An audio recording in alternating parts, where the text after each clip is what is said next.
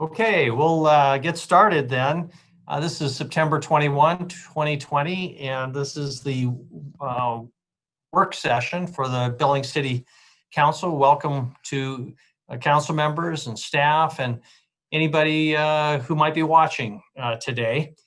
We have 3 items on our agenda, and for anybody who might want to comment on those, there will be an opportunity for public comment after each item by calling in the following phone number. So if you're interested, you might want to write down this number, 237-6196. First item up that we'll get to in a minute is our West End Reservoir update from staff. The second, the Inner Belt Loop update from staff. And third, the changes to the, or possible changes to the limits of annexation map. That's what's on our agenda tonight. Before we jump into the first item, I would like to begin by just expressing a very sincere and important thank you to, first of all, our citizens, our voters who approved last Tuesday night the public safety mill levy by more than a 2-to-1 margin. And also to everybody who worked hard on that effort. Our staff made dozens of presentations to community groups, task forces, individuals, all sorts of groups, just providing information on what the measure would do and not do. Our city council members also had lots of communication with constituents and also worked really hard on the advocacy side in getting signs out and working on social media, things that I don't understand, but they did a great job and just getting around town and getting the message out. And your work was well received, obviously, by the community. And again, that 2-to-1 margin, I think, says a lot, in particular that our voters understood the need and the financial situation that we found ourselves in with a long-term deficit of $5 million plus.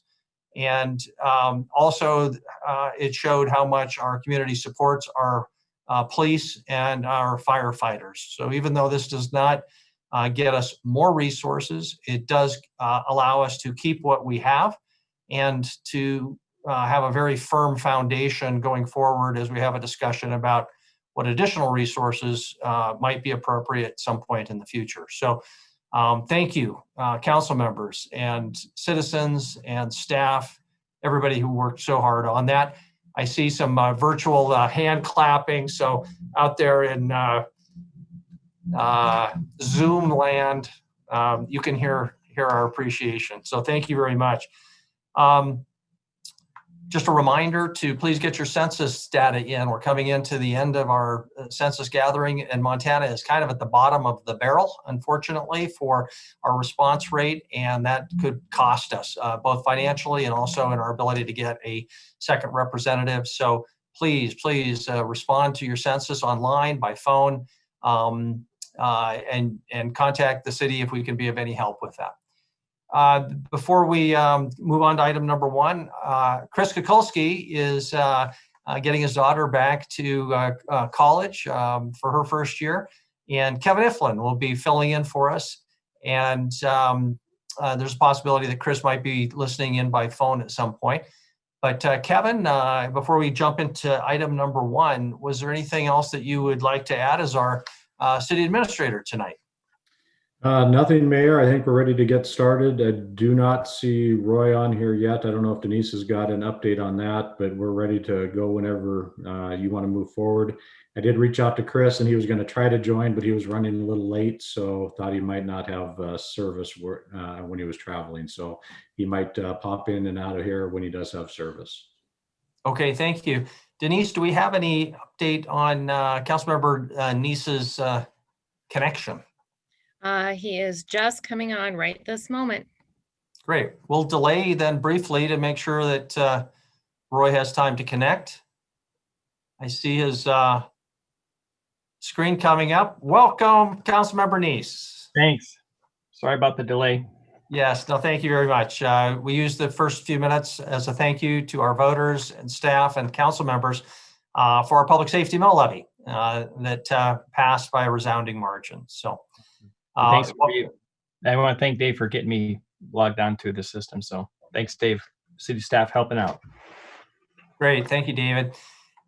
With that, then we'll move on to item number 1, the West End Reservoir Treatment Plant Project update. Our agenda shows Debbie as the presenter, our city engineer. So welcome, Debbie. It's all yours. Thank you. I'm going to share my screen, get the presentation going here.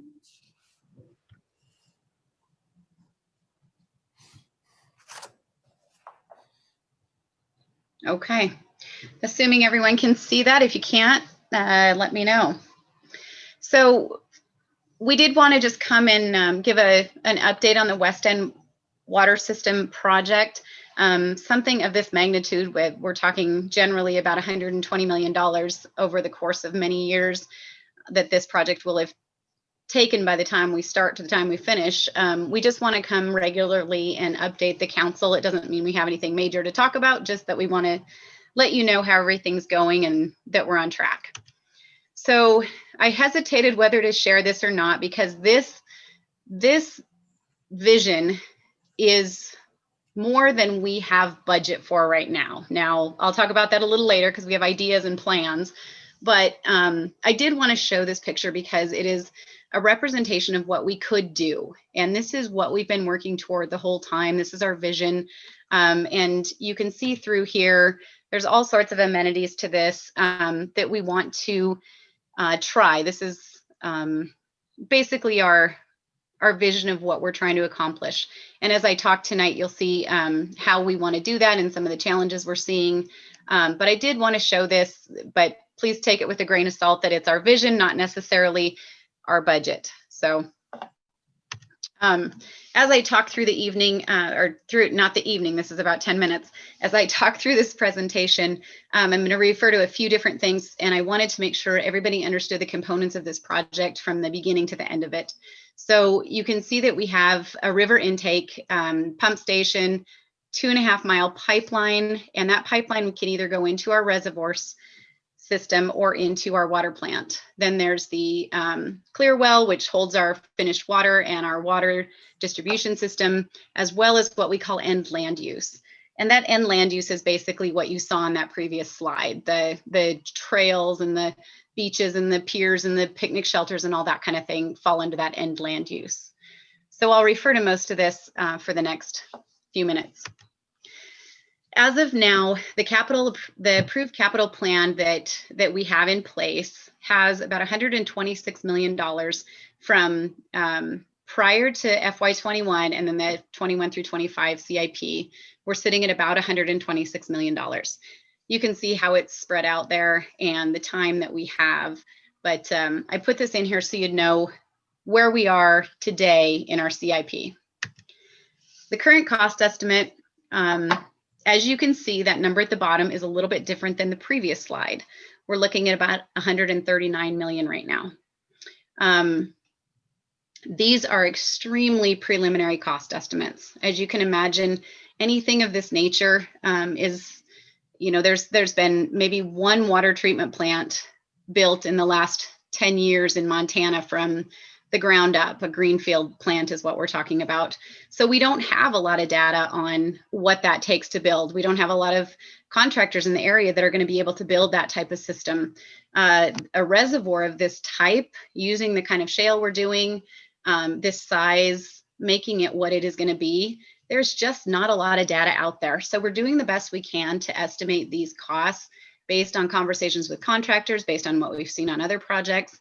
But it's very preliminary, and even right up until the day we bid, these are challenging cost estimates to put together. So while this number shows more than what is in the current budget, I think it's important that you're just aware that these are not exact, I guess is what I'm saying.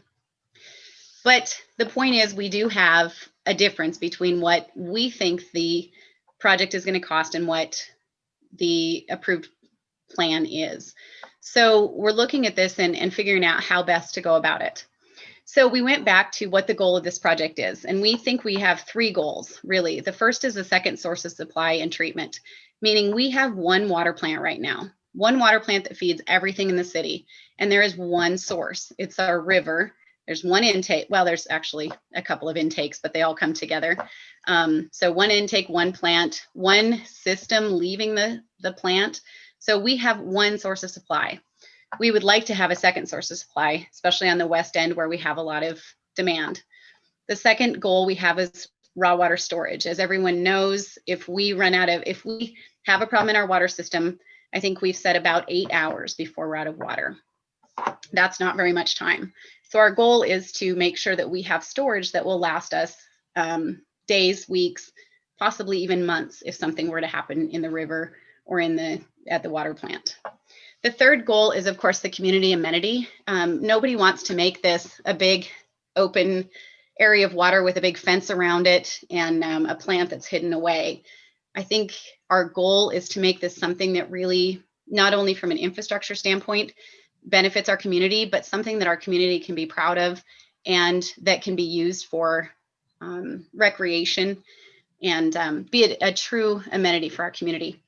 So looking at those as our goals, we put together a plan, and basically we go into 3 phases, which kind of tie into these 3 goals. And I'll go through those 3 phases right now.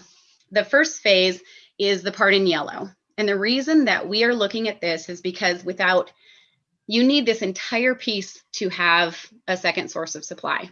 There's no part of this. If you didn't have an intake, if you didn't have a pipeline, if you didn't have a plant, and a clear well, nothing's any good. I mean, you can't have one of these without all of them. So we're looking at doing our first phase, including everything in yellow. And I know that previously we had talked about doing the reservoir first, but because we need to have that second source of supply, we're going to approach it just a little bit differently, and we're going to build everything in yellow first. And we'll talk scheduling here in just a minute, but if we were to do the reservoir, do the pipeline and the intake, but not have a treatment plant, we have nothing. We're still without a source of supply, and technically we're without storage because that water can't get into our system. So we've decided that this is probably the best way to go about it. Just a few quick facts about this, and I'll just buzz through these, but the intake and pump station is being designed right now by HDR. Construction funds are available next year, and we anticipate doing a very conventional approach to this. We know how to build intakes and pump stations, so we're going to do a design, bid, build process. So you will see a full design. It'll go out for a bid just like a normal project, and then we'll build it. So that one's very conventional how we're approaching it. The pipeline is as well. We build a lot of pipelines, so we're pretty confident about how we're going to go about this. The big things we have to do are acquire easements. Right now, it's a 2.5 mile pipeline. So as you can imagine, there's a lot of land that we need to cross in order to get it from the river to our water plant site. So there's a lot of easements that we need to get done, and then the design is underway. HDR is also doing that, and the construction funds are available in FY22 as well. The treatment plan is the third piece of the phase 1, and we are under pre-design right now. Soon we'll be under full design. We've actually had a couple of meetings recently to pick the type of treatment we want at this plant. As soon as that gets nailed down, we'll be going forward with the design on it. Burns and Mack, in cooperation with Morrison Merrily, is designing that, and the construction funds available. Again, we're looking at 22. I did put in here that the delivery method is to be determined. We think we may approach that possibly as a design build or a CMGC, which is construction manager, general contractor. We've done one project that way, and that was the storm drain, the large storm drain project in the city county drain we did last year, about 1.5 years ago. It went really well. We learned a lot of things, and I think it's a great tool to use in some cases. So right now we're actually going through selecting that delivery method. Phase 2 is the storage piece, which is the blue. So the North Reservoir and the South Reservoir. And we're piloting. That was one that you just approved last week, that piloting study. We have the geotech and the survey underway as well. HDR, Land Design, and RJH out of Denver are the designers on that. And we have funding available in 23. or we're recommending funding available in 23. And I really think that this is going to come into CMGC. I probably shouldn't have put it in black and white yet, but as far as CMGC goes, one of the benefits you have, and I'll explain the process a little bit, you have a team, you hire your engineer, you hire your contractor, and then you work together to build this product. You won't have a full design until you get most of the way through. And so the contractor will be on board with us, and they will do competitive bidding all the way through. So although you have a general contractor on that isn't competitively bid, they're selected based on proposals. Every portion of the project will go through procurement using competitive processes. So the subs that we use, the materials we use, everything will still be competitive. So it's a great way for us to get the most bang for our buck, because as we start through this, we can say, okay, if we build this 2 feet deeper, what does it do versus if we build it 10 feet wider, what does it do? And so we have that contractor right in there with us. And every step of the way, we can figure out the best bang for our buck. So that's why we think that we're going to recommend CMGC for that.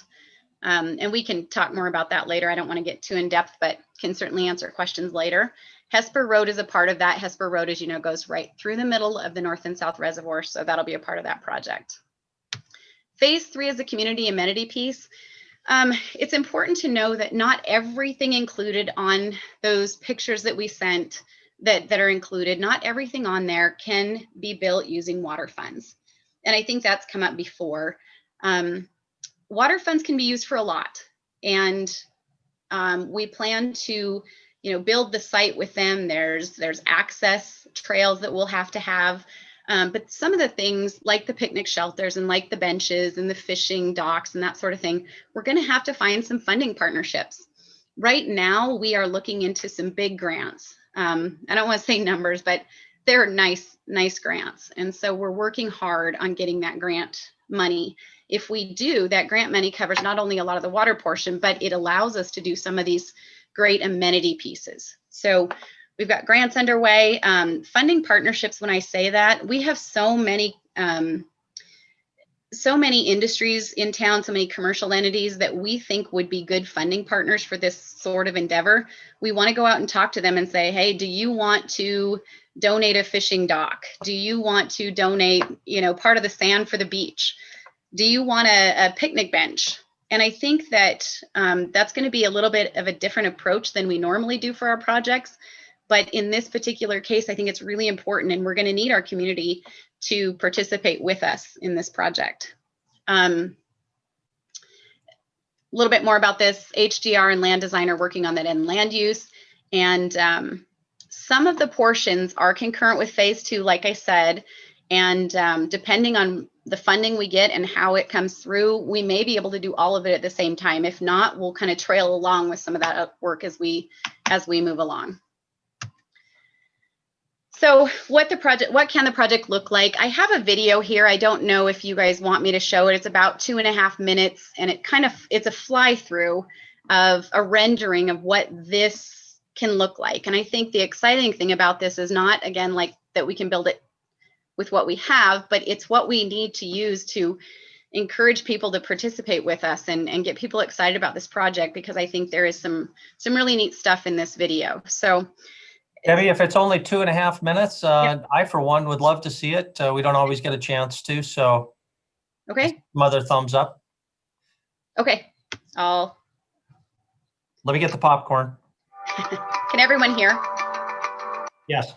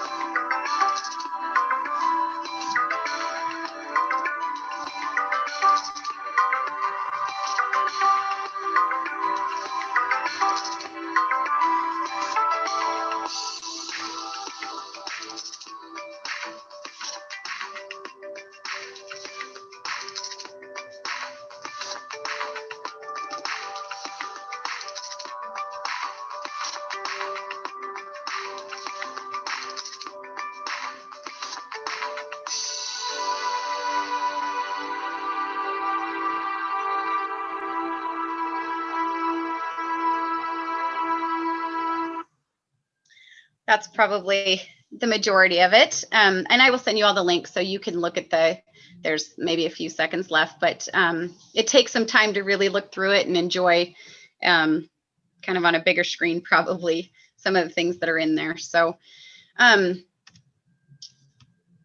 me go to the next. There we go. So is that available on the Public Works website? it will be. We have the old one on it. So I'll replace that in the morning. We have an older one that we did about a year ago. So this is a little bit newer. Thank you. So the funding, I had talked about it a little bit, and the fact that those numbers don't match. So I want to bring up that water funds are being used for most of it. We can use water funds for anything that's part of our water system and for the O&M associated with our water system.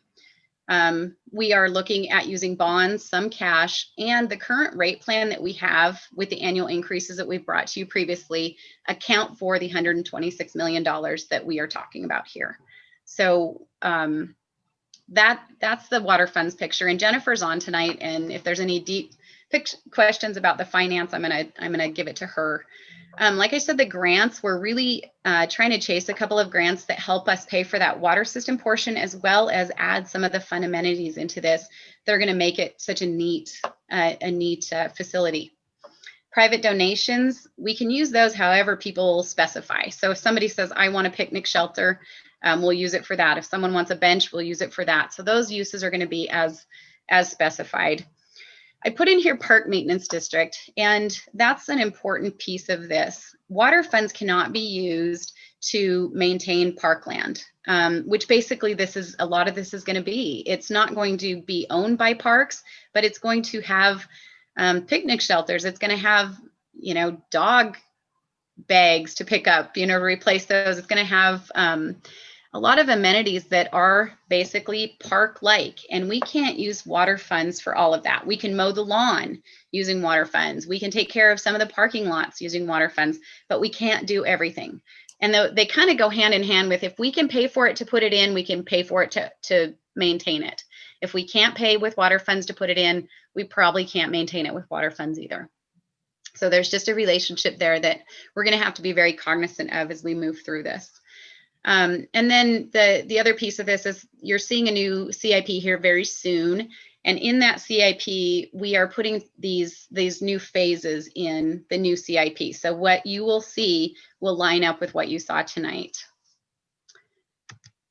So like I said, we're here because we wanted to give you all an update on where we are with this important project, and also let you know what you're going to see.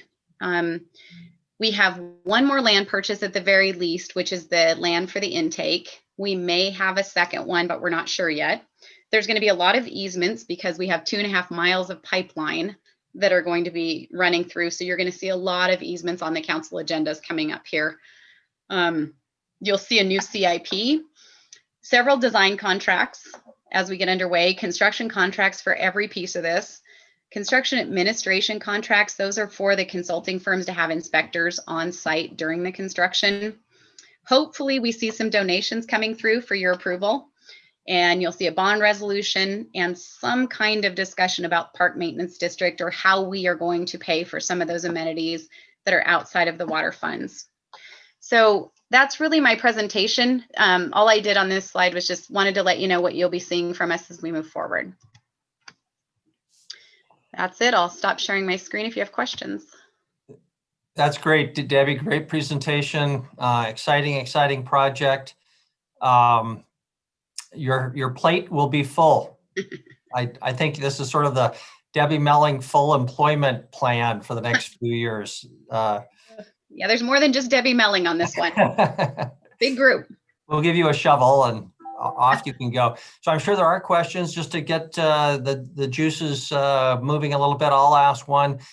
Do we know what kind of impact the reservoirs might have favorably or unfavorably on the local aquifer on the west end of Billings? And what kind of study goes along with answering that question? That's a Great question. We actually did look at that. And part of the reason that we're doing the piloting on that shale is because we don't want water coming out of this reservoir and we don't want water coming into this reservoir. So the whole goal with doing the liner on this is that we are not impacting that aquifer negatively. We don't want to start raising water in everybody's basements and water everywhere. So the reason we're putting that shale in is so that we do separate that reservoir from the groundwater. Okay, great. Do we have monitoring wells in place already so we can establish baseline? Because aquifers are often in the eye of the beholder, and finding data could be difficult. We absolutely do. We have monitoring wells, as well as we have collected data from existing wells in the area, and we'll go back and check some of those, just domestic wells even, that we can go back and check.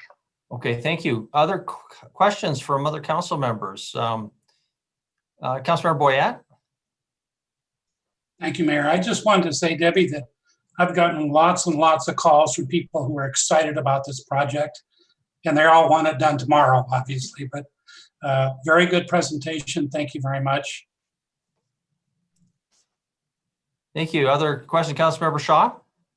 Thanks. This is a very simple one, but I also wanted to piggyback on what Councilmember Boyette just said of I just constantly hear about how excited people are about this project. And so I know that the end land use is only a small piece of the budget, but I think from at least the council side, it's definitely what I hear about the most from people is what's it going to be like? What am I going to be able to do? So this is really great to give an overview of kind of how much money we're going to need to raise. And I think just to be honest with Billings of, we have to pay for this. We want it, if we want it to be nice and be a great recreation area, we're going to have to pay for it. When you mentioned partnerships and private partnerships, I have no idea if this fits into the vision at all, but has there been any thought about businesses having any retail on site? So there has, and we've talked about that, something that we have some outdoor stores here. We've talked about what if we let an outdoor store, they pay for a dock, well, then they get to have a little stand at the end where they can rent some paddle boards or they can, try out some of their stuff. I don't know what all that entails, but we have brainstormed like crazy. So yeah, nothing's off the table as far as we're concerned. I'm sure Brent Brooks is in there. We can't see him, but I bet Brent is a little nervous. Okay, Councilmember Joy. Thank you, Mayor and Council.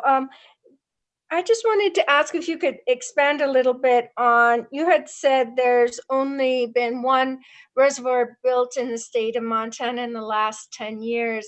And how unique is this for the state and for Billings?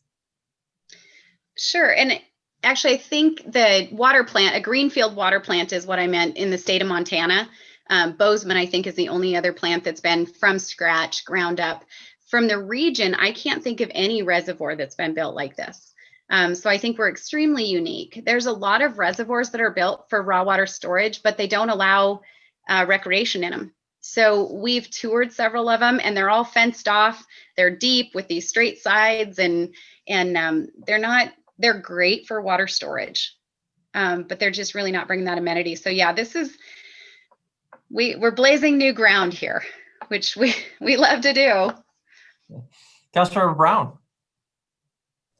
So Debbie, in the process that you're talking, everything in yellow built before the actual reservoirs, did you guys kind of weigh the consequences of not having those amenities and, getting more support with the reservoirs built and, being able to use some of those amenities going forward to gain some of that money rather than pushing it off to the very end? I don't know what the cost, I don't know all the ins and outs of all of that, but I was just wondering, would it make sense though, if that reservoir was there, people could use it?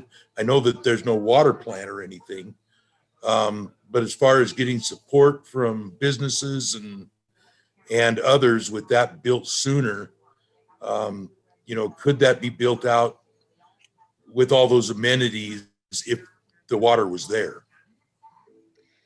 Sure. So the struggle that we have is if we use water funds for a reservoir, but we can't use that water in our system, we haven't met anything. I mean, we're using potable water money and not using it. And so we struggle a little bit with the legality of using that water without having a finished product.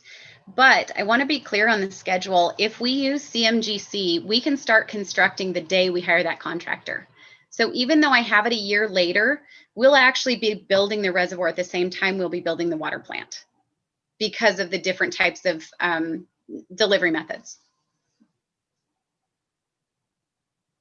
Okay, thank you. Other questions? Councilmember Ewald. Thank you, Mayor. Debbie, the Clearwater storage, I think it's called, on the South Reservoir by the water plant. Is that an underground tank or what? I assume it's a storage for good water that's going to be sent out. Is that something above ground, underground? What's that going to be? We haven't gotten that far yet, but yes, it's normally an above ground tank. At our existing water plant, they're sitting right outside of the water plant. Depending on how we orient the water plant, as you know, it's kind of off to the east of the one reservoir. It will be pretty well shielded from the rest of the facility. And there is quite a bit of grade difference. We could possibly put it down there. We haven't decided though yet if it'll be above ground or below ground, but it does hold finished water. Yes. So it'll be several million gallons. It'll hold finished water. Okay, thank you. Thank you. Other questions? Councilmember Tricky. Just to follow up on that, how much additional, you may not have gotten this far yet, but how much additional time of available water are you trying to plan for providing us with those? Sorry, I actually had that. I just forgot to say it. So we are planning on the plant producing 20 million gallons per day. And our city uses about less than 20 million gallons per day in the winter. So we could go forever with just this plant as long as nobody's watering their lawns. So if something happened in the peak summer days and the other plant couldn't operate for some reason, we would tell people they couldn't irrigate and we could literally keep the city in water for as long as we needed to. Okay, thank you. Councilor Weevil? No, I think you've changed your intake from the river. The location, it was going to go up 48th Street, wasn't it? And now it looks like it's coming in from a different way. So are you looking at a different spot on the river for your intake then, other than Duck Creek Bridge? It is right there by Duck Creek Bridge, but we did a study all along the river and we have shifted it slightly from where our original was. Not very much, but it's to a deeper part of the river that we think is more stable. So we've modified it a little bit. Follow up, Mayor. Sure. And originally you were going to run it all the way to the northwest corner of that north reservoir. And so you're saving approximately almost a mile of intake water line, right? No, that was schematic only. We're still coming in the north side of the reservoir. Sorry, I was just showing the drawing schematically. It does go in the north side. So it comes in on the north, so you're still going up 48th Street with the, so what's it going to take? So if you're not going to have the reservoirs, you got to get water over to your plant if you don't have the reservoirs done yet. So then you got to run a line all the way from, what would that go down Hesper to the plant? We're looking at that route right now. We're going to need that anyway, because there is a potential if we have an algae bloom in our reservoir or something that we'll have to bypass our reservoir and still go to the plant. So the plan has always been to have a straight feed into the plant and a feed into the reservoir. Okay, thank you. Mm-hmm. Thank you. Debbie, how much can water dollars be used for landscaping around the reservoirs? It has to be a proper use to some degree, just because otherwise you'd have erosion, unstable banks, dust blowing in. But is there any way to define that line? You know, Jennifer DeRay talked to bond counsel, and she can pop on here if she wants to. Yeah, okay. Great. Jennifer, can you answer that question? And anything else that you've heard that you want to add your thoughts to, please go ahead. Yeah, thank you, Mayor and Council. So we are allowed to make our facilities nice. We could plant grass in the whole area and be able to consider that part of our water system. We can do anything that we need to for erosion control as far as landscaping. And we can even have, a certain amount of bushes and trees, which is allowable. What we cannot have is things like the docks that are not strictly for maintenance. If we can consider part of them that we need for maintenance of the reservoirs, those are included in our water system. We could include a trail around the reservoir. Anything that's needed for maintenance of the system we can include, but any of the extra trails throughout would not be considered water system eligible. So that's kind of it in a nutshell from talking about bond council. Okay, thank you. Other questions for Jennifer or for Debbie? Councilmember Neese? Thank you, Mayor. Jennifer, you mentioned about if it's used for the water plant or treatment of water. So money couldn't, or could it be spent on parking lots? I mean, if we're not going to need the public there, I guess we don't need a parking lot, right? So the parking lot that's going to have to be something covered through the Parks Division. Is that correct, or can you put parking lots in under the water budget? It will have to be prorated in that we can have enough of a parking lot that we need for our staff, but not for the public. Oh, I see. Okay. And Mayor, another question. Sure. And Debbie, this is to you. You and I talked, I think I mentioned to you, I was on vacation and stopped by a city that had a really nice reservoir and they had a campground there. And it was a really nice draw to the city that people can come visit the city and stay. Is that something, is that something still, I didn't see in the drawing there, but is that still out, or is that not going to fit? It's not going to fit in this plan. I don't think it's out. I think it's just a conversation we're still having. Right now we're not diving too deep into what those amenities are going to be, because as of now, we can't pay for most of them, not all of them. But so I don't want to go too deep into something. We have to go deep enough to show a picture where people can get excited about it. But I don't want to go so far that we're too far down a path that nobody's interested in. So I think we will it will be part of a lot of conversations to talk about what this needs to be. So I would say it's still in the mix, along with almost everything else. Okay, thank you. Okay, thank you. Any other questions?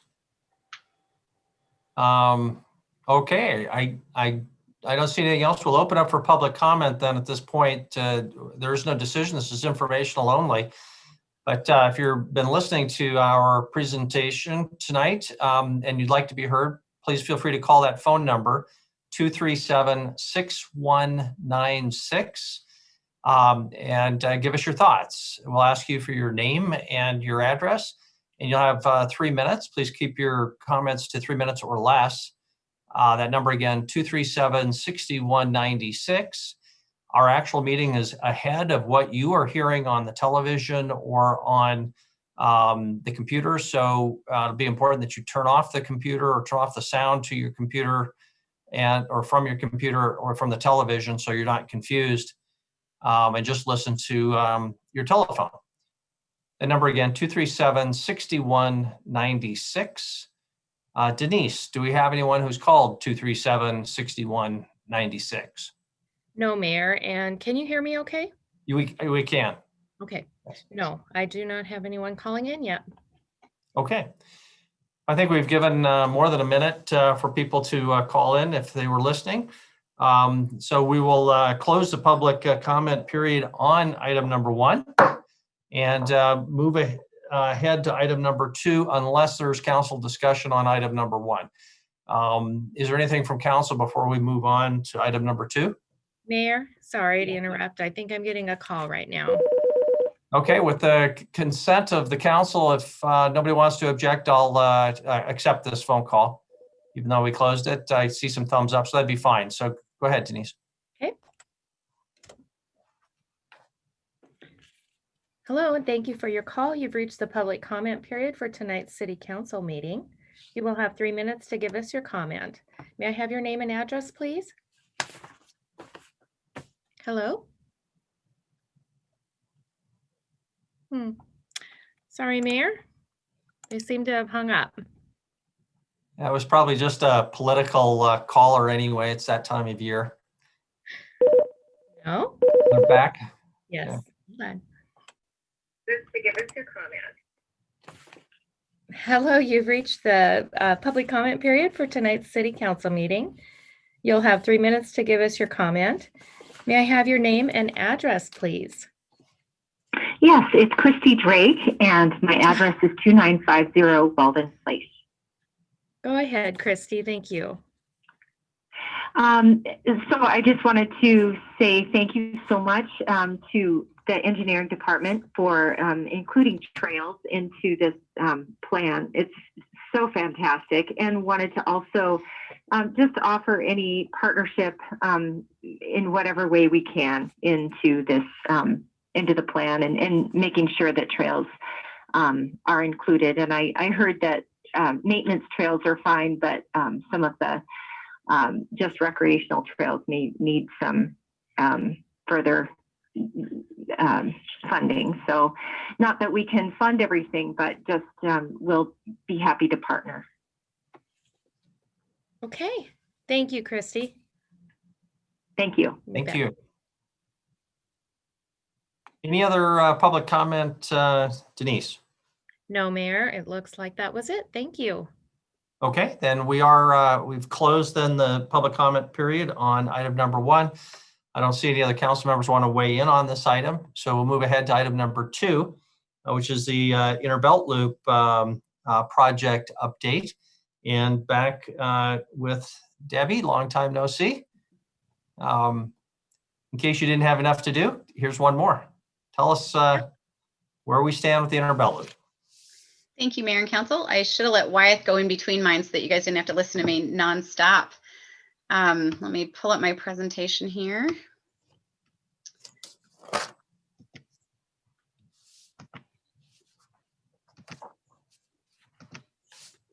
Okay.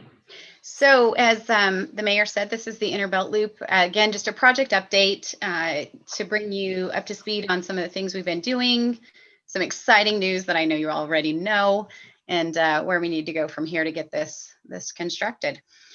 So the build grant, that's the exciting part. I know you already know. We were awarded, although we do not have any formal documentation yet. We're kind of waiting with bated breath to get that, but we were notified that we did get a grant for $11.6 million.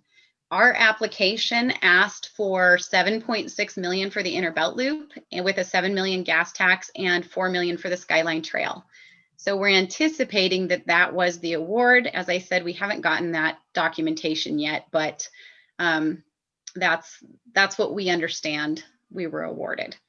So the build grant allows us to accelerate this construction schedule by 4 years. As everyone knows, we have had this out there, but it's been we've been setting aside gas tax for it.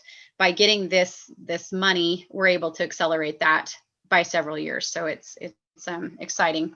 Some of the conditions that we have to meet for this build grant are the ability to obligate the funds by 22, which should not be difficult. Construct it by 27. Again, that shouldn't be too difficult.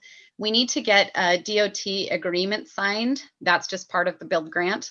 There's environmental requirements. Now that we're on a federal project, we have to do some additional environmental requirements.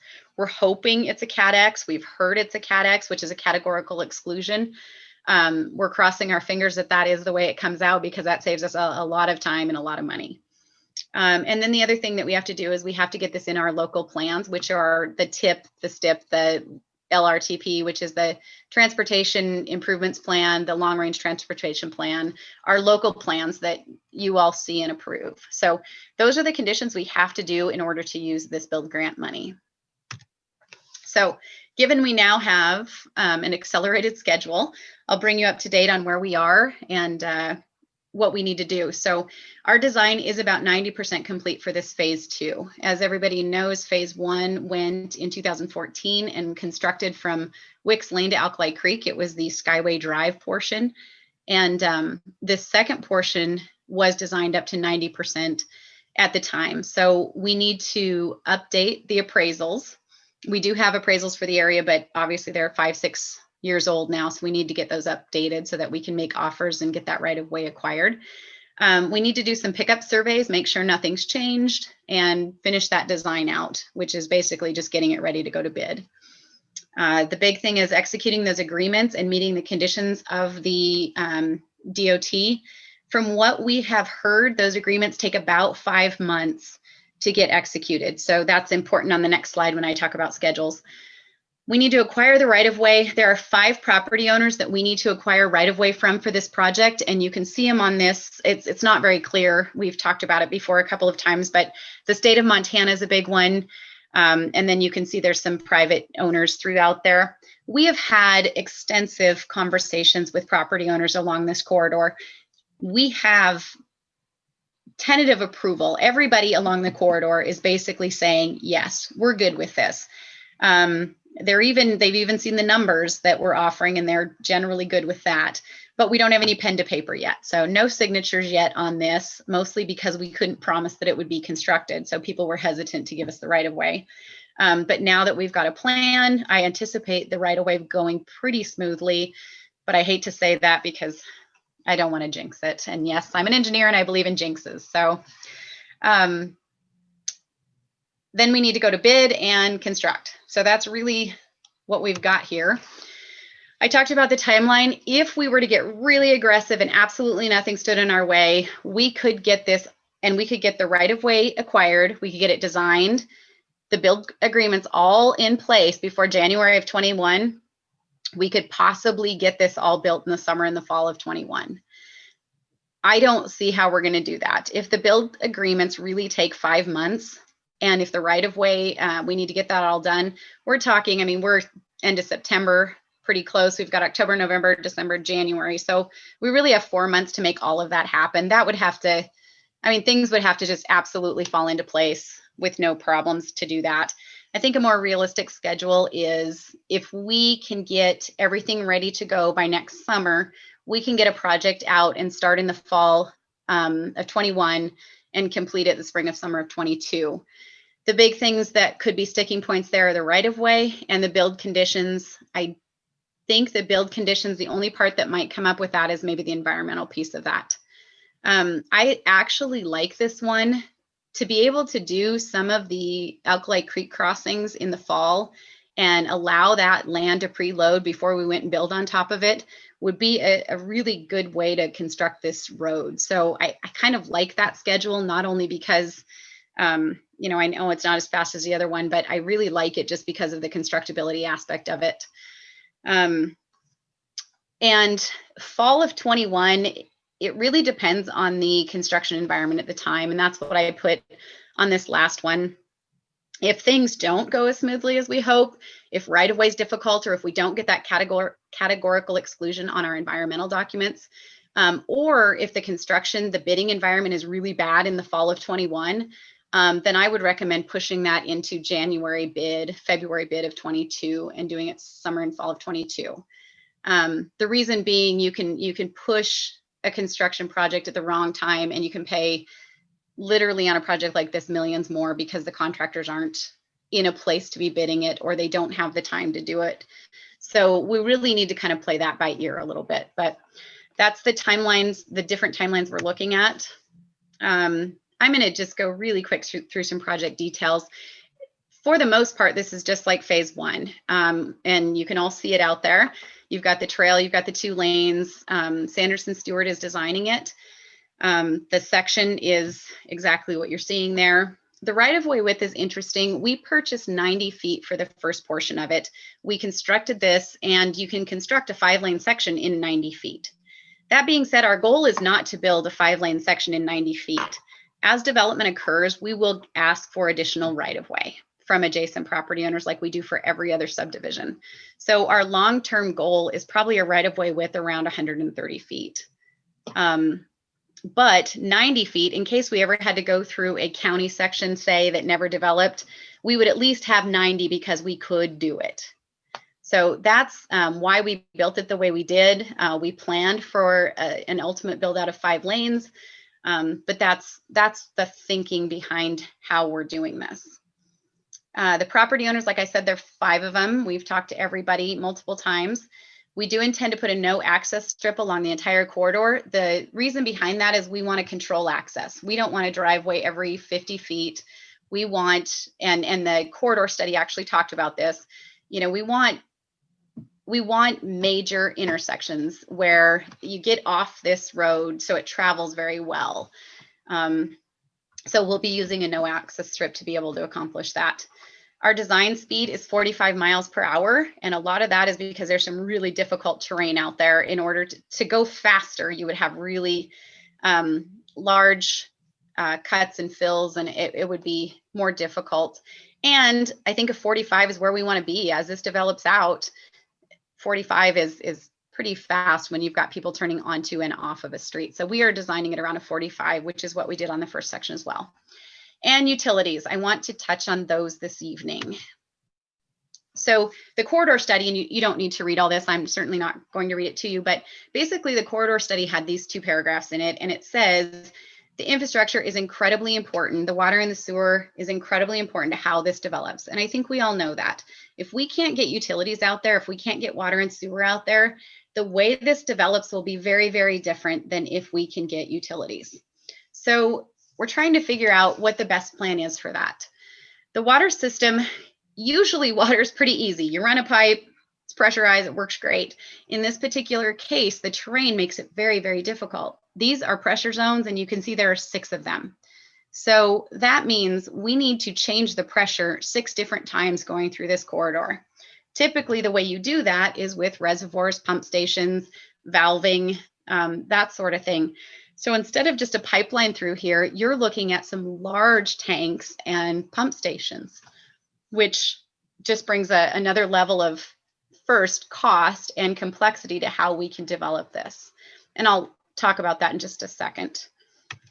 The sewer system in this particular case is actually quite a bit easier than the water. It's going to go downhill, and it's very nice because Reberg Ranch has the lagoons, which are in a low spot. We have a couple of options. We can either, I think I put it on here, we can either pump it up from those lagoons and then run it along the inner belt loop, or we could go from gravity from those lagoons and actually get it out along Alkali Creek and go by gravity all the way.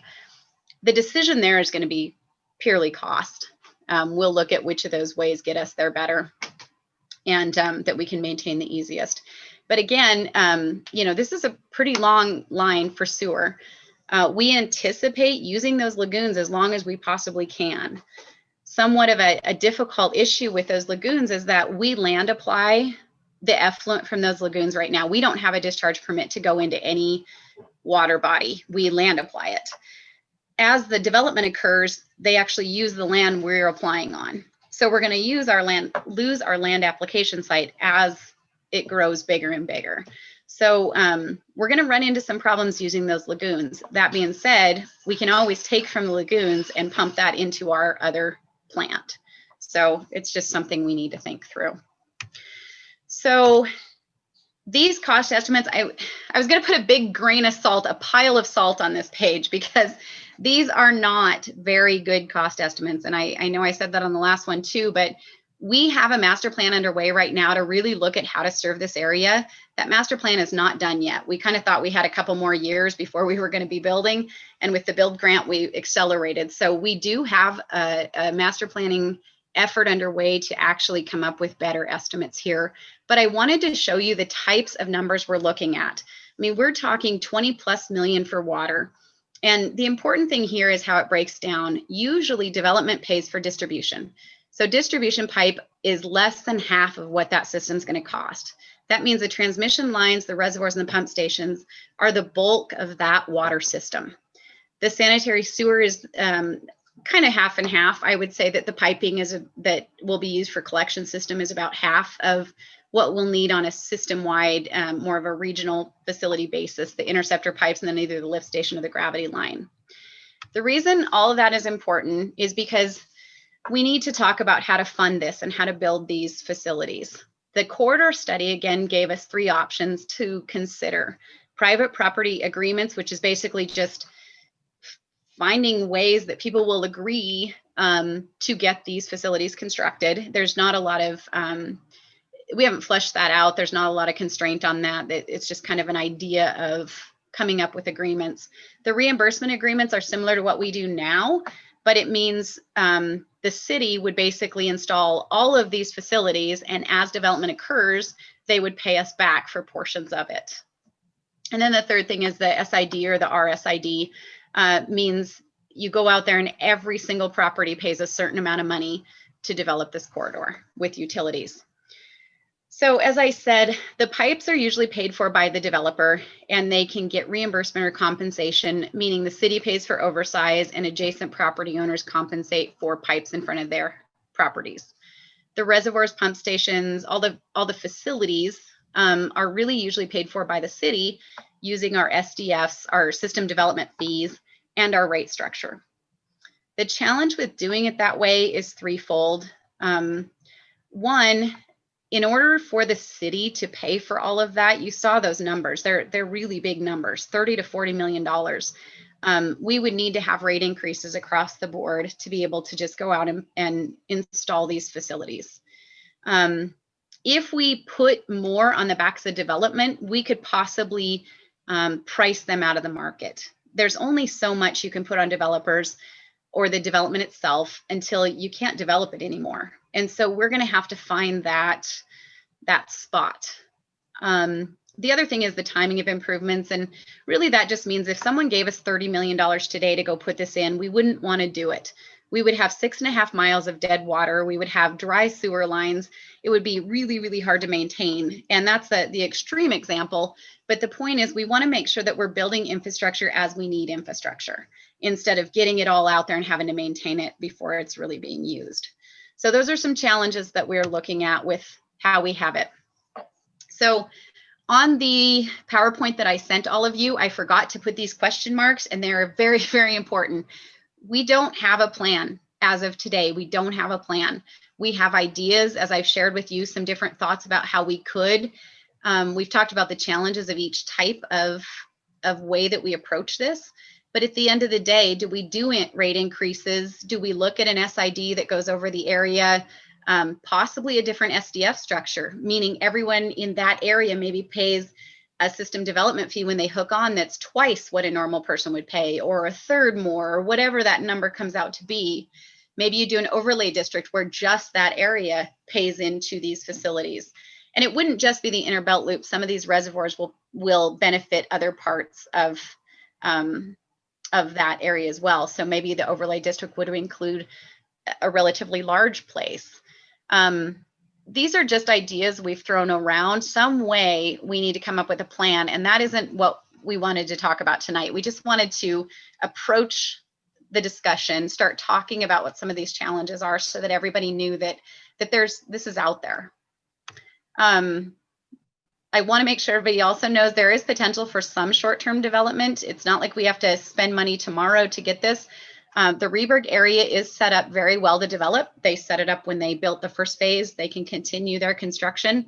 And then down at the corner of Highway 3, there is a potential for some development. Not a large development. We have a 2-inch sewer line that runs to that area. So you can't develop much with a 2-inch, but there is some potential in those 2 areas for some development soon. I put this here because everyone forgets about storm drainage until it rains, but storm drainage really is not going to be that difficult. The developments themselves are going to have to retain on site. Until we have a regional system or some kind of pipe system that can discharge it to the river or to a drain somewhere, it'll need to be maintained on site.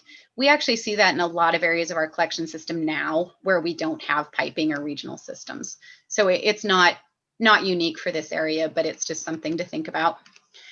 So like I said, we just wanted to give you an update and talk about some of the things that you will see moving forward. We hope there's right-of-way plans coming, right-of-way agreements coming into you soon. You'll see a CIP modification showing this build grant, showing the gas tax that'll be on it. You'll see the TIP, the LRTP come to you for approval with this project added into it. And I think Wyeth is on the line too. I don't know the details of those particular plans, but he can add on to that if you have questions. The build agreement, hopefully in the next 3 to 5 months, we'll get that executed, meet those conditions. I don't know what that'll take, but if there's things that need to come to council, you'll see those as well. You'll see a design contract amendment coming from Sanderson Stewart to take the rest of that 10% to get us to bid. Construction contract, obviously, when we get this bid, you'll have a construction contract to approve. An intergovernmental agreement we can talk about a little bit, but I will approach it just to let you know it's out there. We want to work with the county to talk about how to develop this corridor. And not just this corridor, but there's a lot of areas that are kind of that connection between the city and the county. And we want to work with the county to come up with a plan for those areas. So I have no details on that. It's really just a thought, but that's something you could see as well. And then the utility plan, I approached it tonight to let you know what we're working on. I don't have any recommendation for you to be considering, but eventually we will come to you with a plan of how we think we should attack this. That's all I've got. Thank you very much, Debbie. Again, great project, great presentation, a lot to bite off. But we're fortunate to have the build grant, and it's exciting. So questions for Debbie, Councilmember Ronning. Thank you. Debbie, so in the plan, where do the 5 lanes start and where do the 5 lanes end? So right now we're building 2 lanes with a separated trail, and it's going from Wicks to Alkali Creek for the first phase. That's already constructed. And then we're going to pick up at Alkali Creek and run it all the way to Highway 3 and Zimmerman Trail, which is about 6.5 miles. And it'll all be constructed as a 2 lane and then someday expanded to a 5 lane. Okay, and so then if I can, Mayor Please. Paul. So with the expansion of 5 lanes, is the discussion also being talked about what happens if that the only ending point is Zimmerman Trail? What happens from 5 lanes to 2 lanes going down Zimmerman Trail? Is that part of the discussion that's happening? That has absolutely been a discussion. As you know, we've had conversations with the I think it's called the RIMS task force. There's a lot of concerns about what happens if you take a lot of traffic and put it in that location. And I'm trying to recall what was in the corridor study, if there was some discussions of that. And I believe there was. I'm hoping Wyeth can remember some of those numbers. But a lot of the traffic will go toward airport, and then some of the traffic will go down Zimmerman. Wyeth, I don't know if you remember any of those numbers off the top of your head or any of the thoughts that were there. Council Debbie and Mayor and Council, I don't know remember exactly, I guess but the numbers, and this only looked out a certain amount of time with the corridor study, but even the higher numbers of that analysis showed a pretty minimal increase because of first of all, because of the inner belt loop connecting into Zimmerman Trail, because the amount of traffic that will continue to use Highway 3 will still be substantial. So the amount of traffic that's going to go down Highway 3 and take Zimmerman is going to still be the bulk of it. There will be, over time, there'll be more added in from the inner belt loop, but it'll still not be the majority of where the traffic comes from. And that was one of the discussions we had. If you look at the growth up there and the traffic that's going to be on Highway 3, if you didn't build the inner belt loop, you'd still have the majority of traffic is going to be up there anyway, because it's coming down Highway 3 regardless. I guess what I would just add to the question on the 5 lanes is that, as the council knows, we are looking, there's a long-term view of looking at another connection off of the rims further west.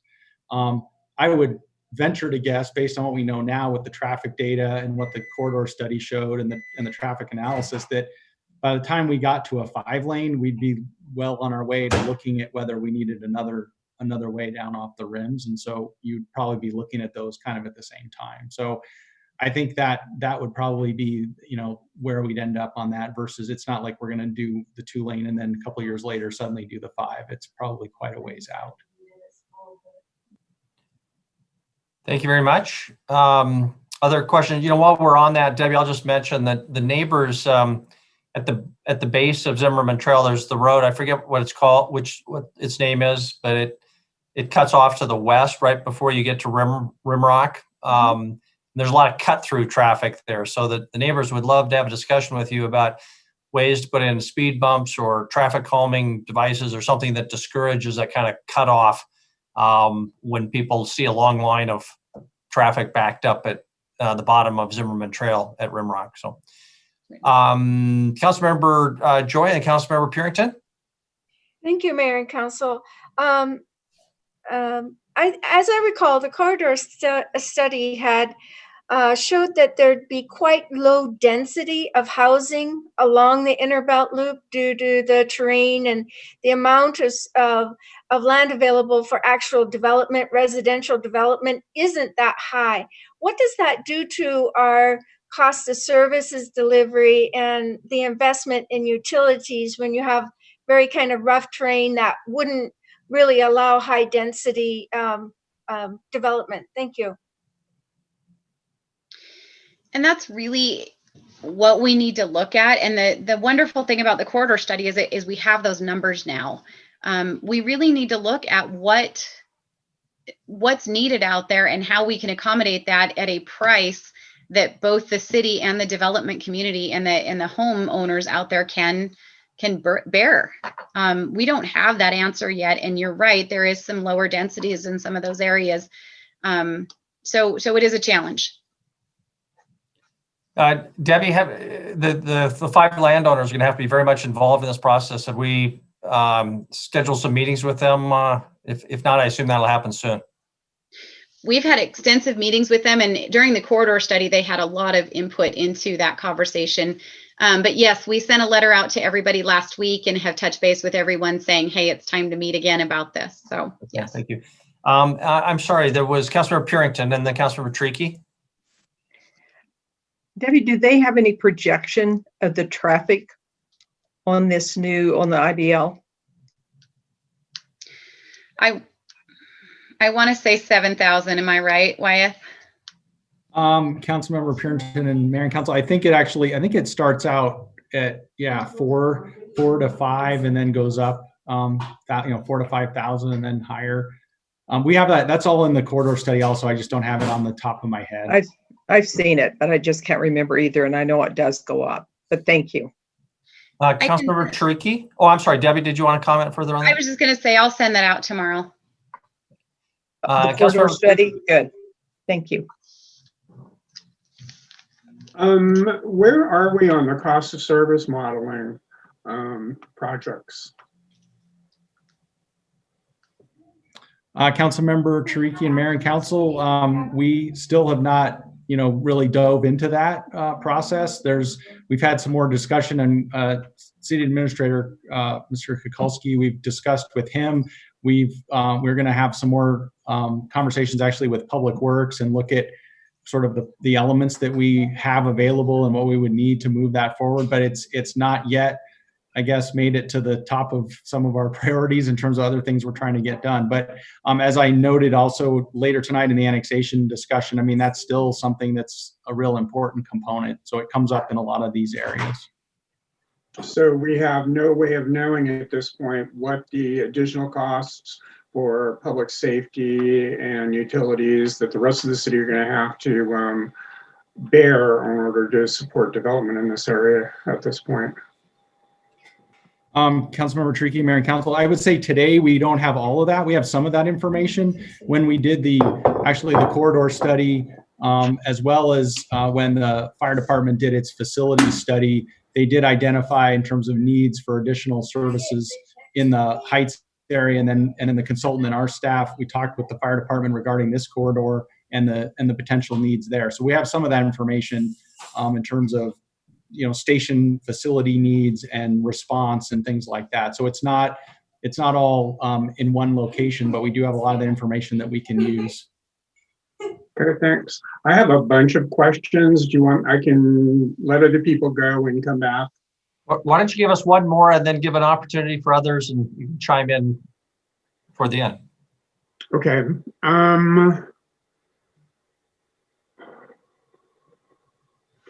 So right now, as I understand it, the funding for the road is in place. So essentially we can go forward and go back to maintaining our roads and streets in the rest of the city with the money that's coming in with that. That's my basic understanding of that type of thing. So do we, in our funding model for this project, is there any kind of a public-private partnership being looked at this? Are we asking the landowners to donate the right-of-way? What is the city and the rest of the taxpayers getting in order to offset some of the cost of this project for us? Debbie or Jennifer, can you address that, in particular where we're at with gas tax dollars? My understanding is we are not fully funded, and we will have to continue to collect those dollars for some time. So Debbie, Jennifer, whoever wants to comment on Councilmember Trickey's questions. Sure, I'll start with some of the private-public partnership question, and then Jennifer can jump in about the gas tax. Development will pay for the work that they need to develop. So if most of these will need turn lanes, so when someone comes in to develop, they'll have to dedicate the right-of-way. They'll probably have to build a turn lane. I can't imagine many of them won't have to build a turn lane, possibly intersection work depending on what's happening there. So that's where we anticipate the development community paying for portions of this. We have not asked them to dedicate right-of-way. At this point, the appraisals we've seen are so very low that that's not a substantial amount of money. It's not, the land values are not very high in that area. So Jennifer, I don't know if you want to jump on about the gas tax question. There she is. Yeah, Mayor and Council, so we have been saving up, as you know, our new gas tax money, the Barca gas tax, and we have been just reserving that in an account, waiting for the IBL project to go. When we got the build grant, it actually put a huge relief on our gas tax and arterial funds so that we do not have to keep saving up all of that new gas tax money. We will be able to be ready to go for this new road project as soon as they're ready to construct. We do have significant downturns in our estimates of our gas tax, the new gas tax, because just the pandemic and obviously things didn't go quite as planned. So we're really estimating our revenues to be down significantly this year, but we will still have enough in our budget to get started on this project and be ready to finish it whenever engineering is. Okay, Thank you, so just Jennifer. About how much have we collected, and about how much are we likely to have come in future years? And then back to Councilor Trickey. Mayor, we currently have just over $4 million through last fiscal year is what we have reserved for the IBL. This year we were estimating another about 2.1 to come in. I've now cut that estimate to about 1.3 million, so significant downturn there. And then we do expect, even with the downturn, to have close to 7 million by the end of FY22 of the new gas tax money. Thank you. Councilmember Trickey. So basically right now, this project is not going to be reimbursing the city for the $7 million that we're going to be putting into building the road. The only money that we're going to be getting back will be the payment of additional development that goes into the area. So the build grant gives us an extra $7.6 million. So we had in our CIP the next two phases in 2 different years, 4 years apart. This means that we will build it all at once using just the 7 million and never have to use that other 7.6.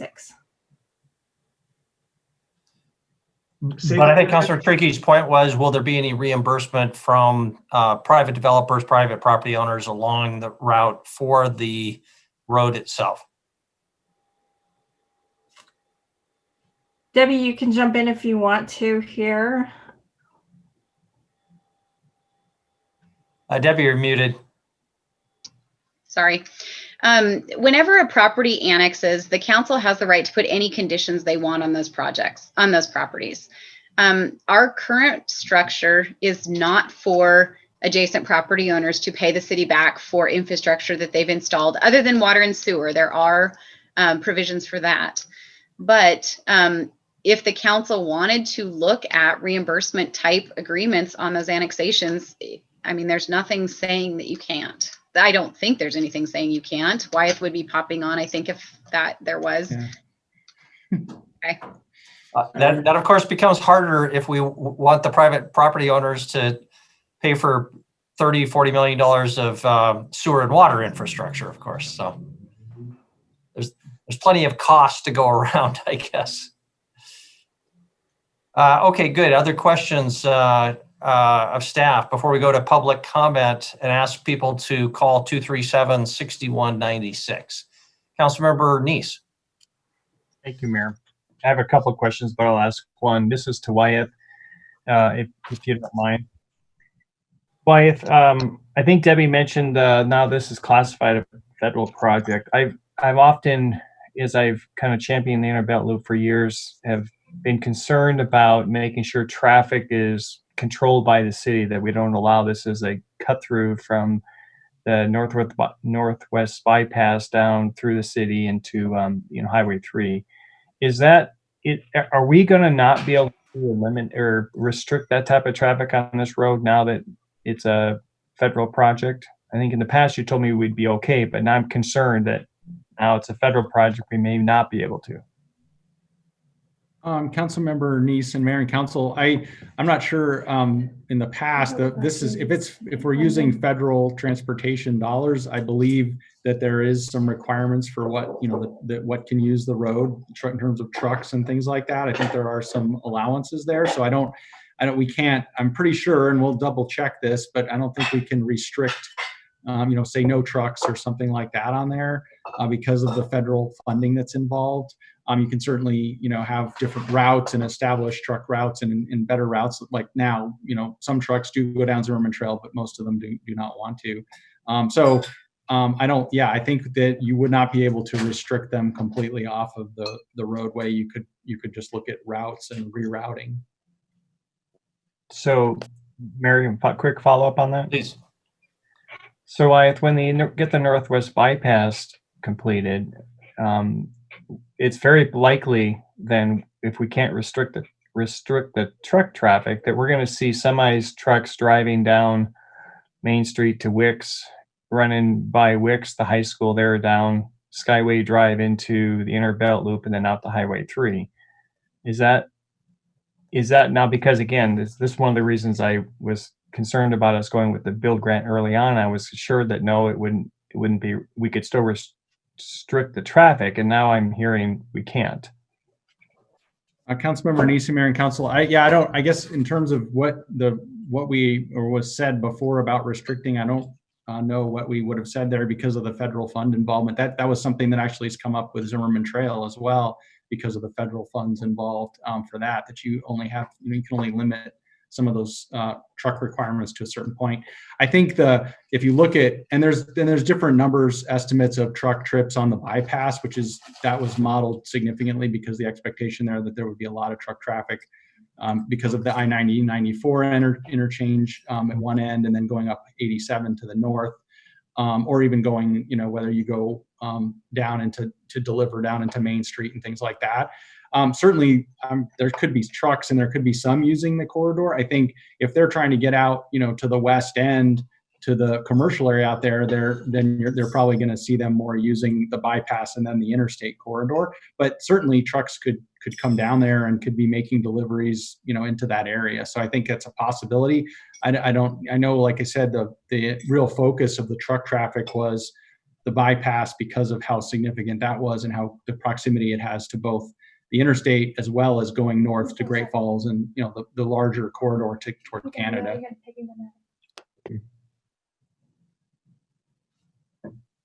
Okay, thank you. Other questions for staff before we open up for public comment? Councilmember Ewalt? Thank you, Mayor. So one of my questions was going to be that if we had the funding, and it sounds like within 2 years, we should have the total funding for it. My other question is, and I think Debbie kind of said that they're planning a meeting with the landowners soon. Is that true? Yes. Is this meeting going to involve settling on the easements and getting those right of ways procured? And we can get that all done before a bunch of these other studies need to be done, can't we? Yes, we've had many conversations about right of way with the property owners. And like I said, most people are generally in agreement with it. They haven't wanted to sign because there wasn't a date that, yes, we're going to be constructing. Now that we have that, I anticipate those conversations going well. So we could, by the end of the year, we could probably have our right of way purchased for the whole inner belt loop. We have to get new appraisals because ours are so old, and the appraisers are out 3 to 4 months is what we're hearing. Hopefully we can get those a little bit earlier, but we have to have new appraisals before we can get that right of way purchased. Okay. But it might be close to that. All righty. Appreciate it. Thank you. Thank you. Councilmember Neese? Thank you, Mayor. A quick follow-up on Frank's question about the right-of-way. Are any of the properties owners donating the right-of-way to the city since their land's going to become a lot more valuable? No, nobody's indicated they were going to donate. Okay, thank you. And Mayor, another question, please. Go ahead. Debbie, on your worst case scenario, Murphy's Law, it was fall of 2022, correct? Yes. So in your best guess, you don't think that'll get delayed into 23 at all, correct? It gives us a whole year to get all of this taken care of. But I've said that before, and we have had right-of-way issues that have dragged at least a year. So, with the conversations we've had to date, I don't anticipate it taking that long. But I'm hoping we're not recording this because now that we've brought it up, it's going to happen. But, something could always happen. But I think that gives us time in case the categorical exclusion doesn't come in case we run into hiccups with right-of-way. I think we're still pretty safe on that schedule. Okay. Thank you. And Debbie, maybe I'll just clarify or ask you to clarify.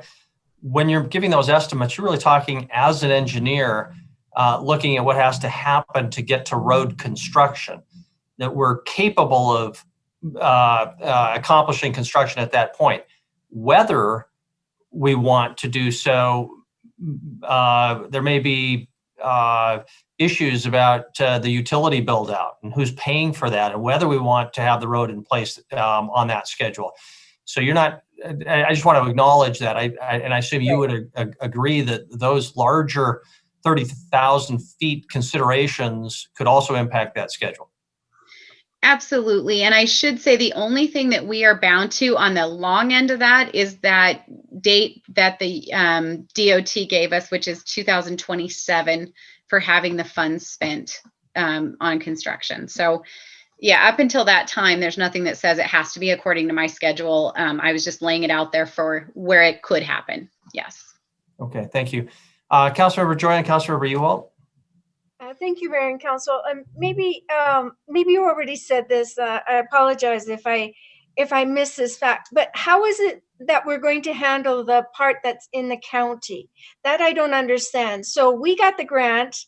It's ours. We're expected to build it out. We take on the cost of whatever is associated with that. How do we deal with that part of it in the county? Thank you. Thank you. The entire stretch of the Inner Belt Loop is in the county. There's a small piece right at Reberg that might be in the city, but the entire corridor is in the county. So when we purchase the right-of-way itself will be city. We'll be required to maintain that and own the city right-of-way, but it will be wholly surrounded by county until such time as it develops, hopefully in the city. That's where that intergovernmental agreement comes in. Because if it develops in the county, then the road would go through county parcels. Councilmember Troy, follow up. Yeah, just one follow-up. You know that we've previously had some issues around property owners signing that waiver. How are we there on, because we're still in the middle of that. So, and you know that. So how are we on that waivers in terms of the conditions of annexation and such? So as of now, there are no conditions on those property owners. We could condition the right-of-way acquisition, but I don't think anybody would sign if we did. So as of now, there are no conditions on any of those properties. They're in the county. After we purchase the right-of-way, we have the ability to build the road, but we don't have anything over those property owners at all, unless they come in for annexation. And then we have opportunity to put conditions on annexations. And again, that's where that intergovernmental agreement would come in. And I believe Councilmember Ronning and Councilmember Brown have been brought up to speed, I think, on that.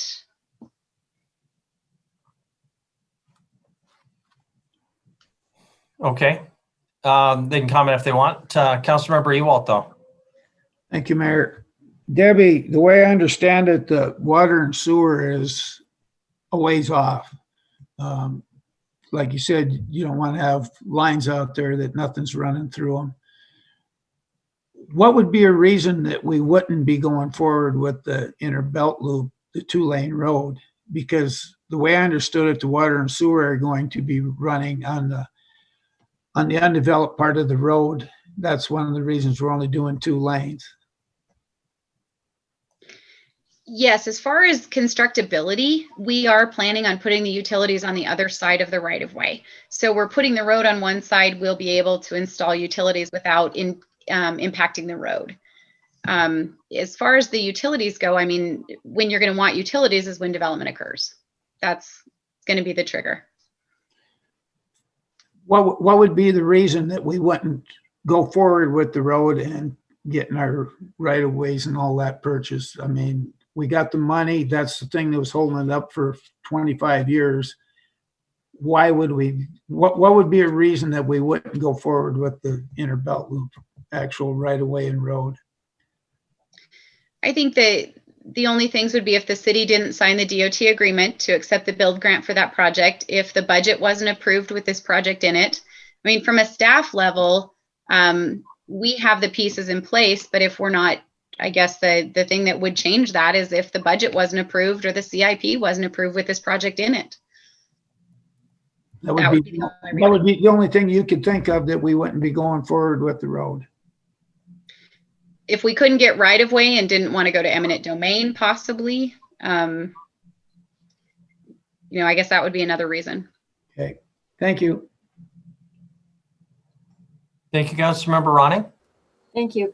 Just to clarify, we haven't been brought up to speed yet, Debbie. I think we have a meeting coming up. So just to clarify, at least I haven't been brought up to speed on that yet. So that was news to me, but I think we have a meeting coming up. So one of the things that was interesting to me to hear you say is that the entirety of this corridor is in the county. The entirety, just to clarify, the entire, so the city's building a road for the county. How much money is the county putting into this road? There is no county funds on this project. I believe the county participated in supporting the build grant, possibly. Wyeth is jumping in there.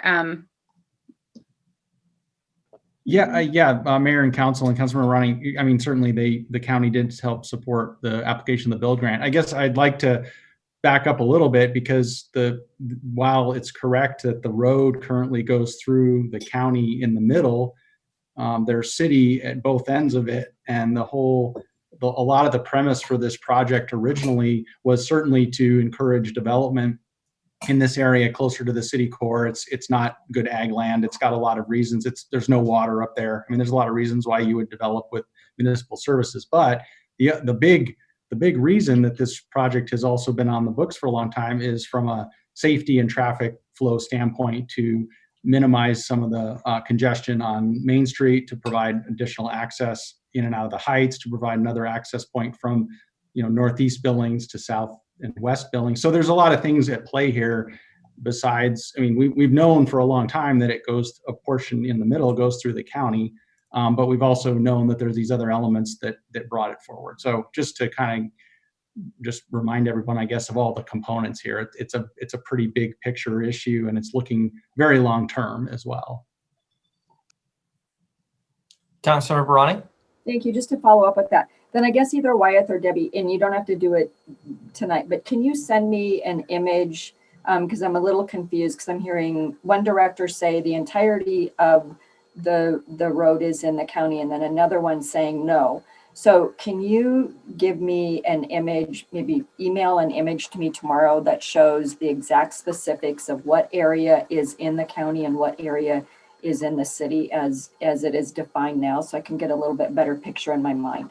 I would sure appreciate that. Yeah, and I don't think Wyeth was saying that any of the project is actually in the city.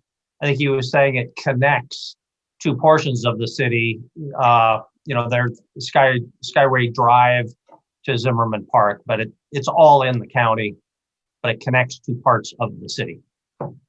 Yeah, correct. Sorry, Mayor, thank you, and Council. Yeah, basically it's connecting the heights and the areas and the heights that are in the city to Zimmerman Trail, and as soon as you start dropping down Zimmerman Trail, you're in the city as well, and then you're in the city along Highway 3, just east. So that's what I meant. And Reberg Ranch is in the city, and a piece of it does go through Reberg Ranch that has to be built. So we've got there's city and county. The bulk, certainly in the whole middle section, is the county. Thank you. Still want the image though. Thank you. Councilmember Brown? Thank you, Mayor. I just want to really kind of piggyback on Wyeth for a second here. The whole reason this came up is because of the tornado up in the heights, and you either go to Shepherd or Roundup. About the only place you could go out of the heights if there's any kind of a catastrophe on Main. And that was the whole purpose of this, and development, everything else. Sure, that's going to come, but realistically, we have an obligation to make sure that people get the heck out of the heights. That's an absolute safety precaution. And if development comes, great. If it doesn't, that's fine too, as far as I'm concerned. Those folks up there need to be able to get the heck out of there in the event that they need to. The bypass from the interstate's a long ways out. And to me, that's the sole purpose of it. And I think the city's kind of obligated to get that done. I do have a question for Debbie, though. On those options to bring the services up there, it sounds to me that you've got like 4 or 5 options, and they're either or. Can there be a little bit of all of those? And put a little bit of all of those together to fund that, rather than just one or the other? Absolutely. And I meant to say that the plan would be compiled of several of those components. I don't anticipate it being all one or all the others. Yeah, I think these are all tools that we'd put together. Okay, thank you, Debbie. Yeah. Hey, Debbie, on one of those options was a reimbursement agreement, and your example was that the city would front the cost and then get reimbursed by developers over time. We have on our agenda for a week from now a reimbursement agreement that works exactly the opposite of that. The developer fronts the cost, and then as the city collects system development fees in the future from future development, they're pledged to repay the developer. I assume that is also a form of an option that could be employed here. Yes. If it stands as our rules and regs are today, that's the only option we have, is when development needed it, they'd extend it and people would reimburse them as they connect. Okay, thank you. I saw some other hands. Councilmember Purington? Maybe on the sheet that you had, there's an element of the Montana Department of Transportation. What role do they play in this? Will this be considered a county highway, a city highway? What would the labeling be on that? I believe the way this will come in is as an urban route, which is a city-owned urban route, meaning it does fall under the general overview of MDT, but the city would maintain it, operate it, and have, the ability to develop as needed. Follow up, Mr. Mayor. Please. And whenever you were talking about the build agreements, I am assuming that you're saying that there are certain guidelines or restrictions that they have using that money going forward. And I know Roy alluded to truck traffic.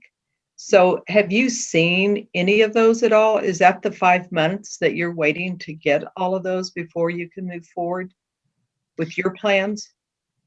Yes, we have not seen anything in writing yet about the build grant, and we anticipate when that does come, there are agreements we need to sign with, and this is the United States Department of Transportation, not Montana. We would need to sign those agreements, agreeing to whatever those conditions are, and we don't know what those are yet. Wyeth is much more up to speed on the build grant than I am, but I don't believe we've heard anything about actual conditions on the construction. I believe it's just a financial component for the most part. Thank you. Other Councilmember Tricky?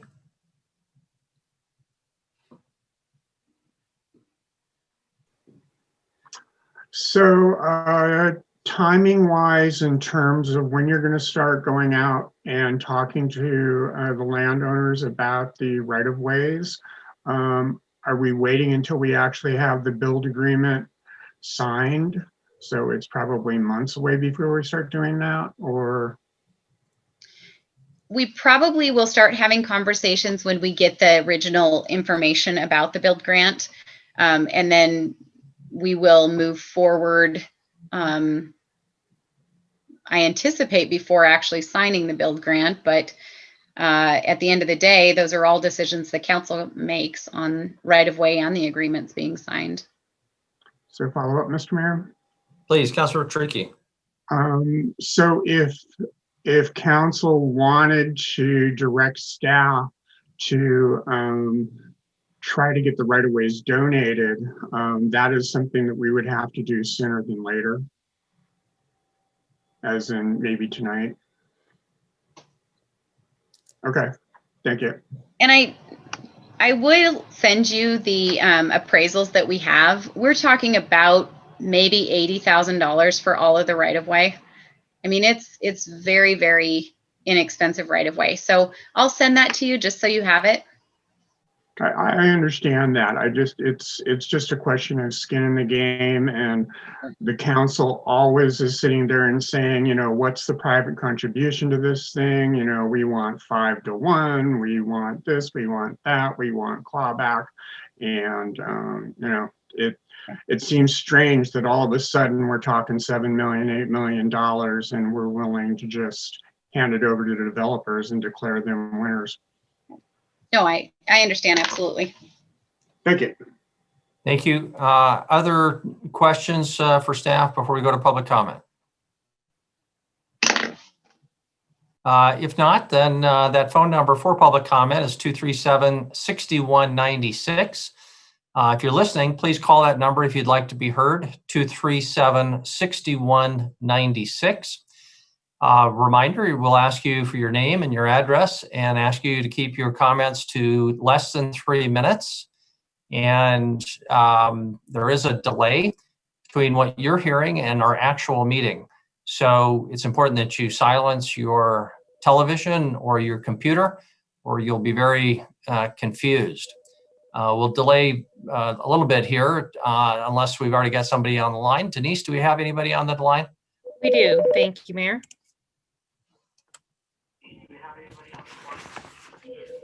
Hello, and thank you for your call. You've reached the public comment period for tonight's City Council meeting. You will have 3 minutes in which to give us your comment. May I have your name and address, please? Tom Zerblin, 1747 Wicks Lane. Okay, go ahead, Tom. Well, first off, everybody's crying about a $7 to $8 million match. Sounds like people want to build the Skyline Trail, and not do the inner belt loop and return the rest of the money. Sorry, every dollar spent out of that build grant needs the exact same match, whether it's for the inner belt loop or the Skyline Trail. The $7 to $8 million match does not all get used in the inner belt loop. Then there was a comment made that the inner belt loop is because of the hurricane or tornado, whatever you want to call it, in 2010. No, that's totally incorrect. In 2008, Dave Mumpert and Tina Bolick were at the Heights Task Force with this plan of the inner belt loop due to congestion in the Heights. Had nothing to do with the tornado. That just exasperated the same situation we always had out here. Then there's this ridiculousness worrying about over-the-road trucks on the street. Over-the-road truck drivers aren't stupid. They have a budget. They're limited to the hours they can work. When they drive through a city and have to stop at stoplights, stop signs, etc., it takes time. The current route has very few stoplights and stops. Every shift of gear requires diesel fuel, that's dollars. To drive this inner belt loop would exasperate their budget to nothing, and their time would be wasted. They're not going to use this. Local delivery trucks will. Heck, you buy something and have it shipped UPS or FedEx, you want it delivered, those are trucks. You buy something in the mail, that's delivered in a truck. If you buy something big and it comes from one of the freight haulers, that's a truck.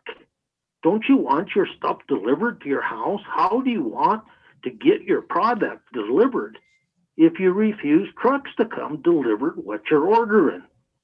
This is just getting ridiculous to listen to over and over again. 20 years. The tornado was 10. We've been looking for this road for 20 years, not 10 days. Years. It benefits the entire city, not just the Heights.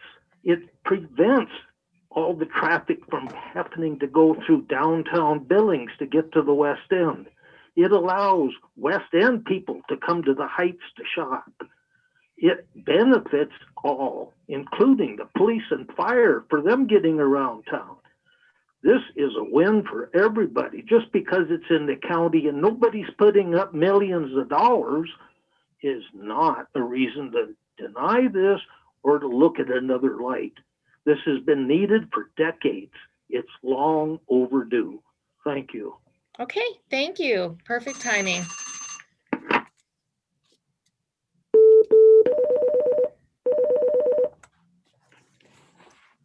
Hello, and thank you for your call. You've reached the public comment period for tonight's City Council meeting. You'll have 3 minutes to give us your comment. May I have your name and address, please? Pam Ellis, 2000 Outlook Drive. Okay, go ahead, Pam.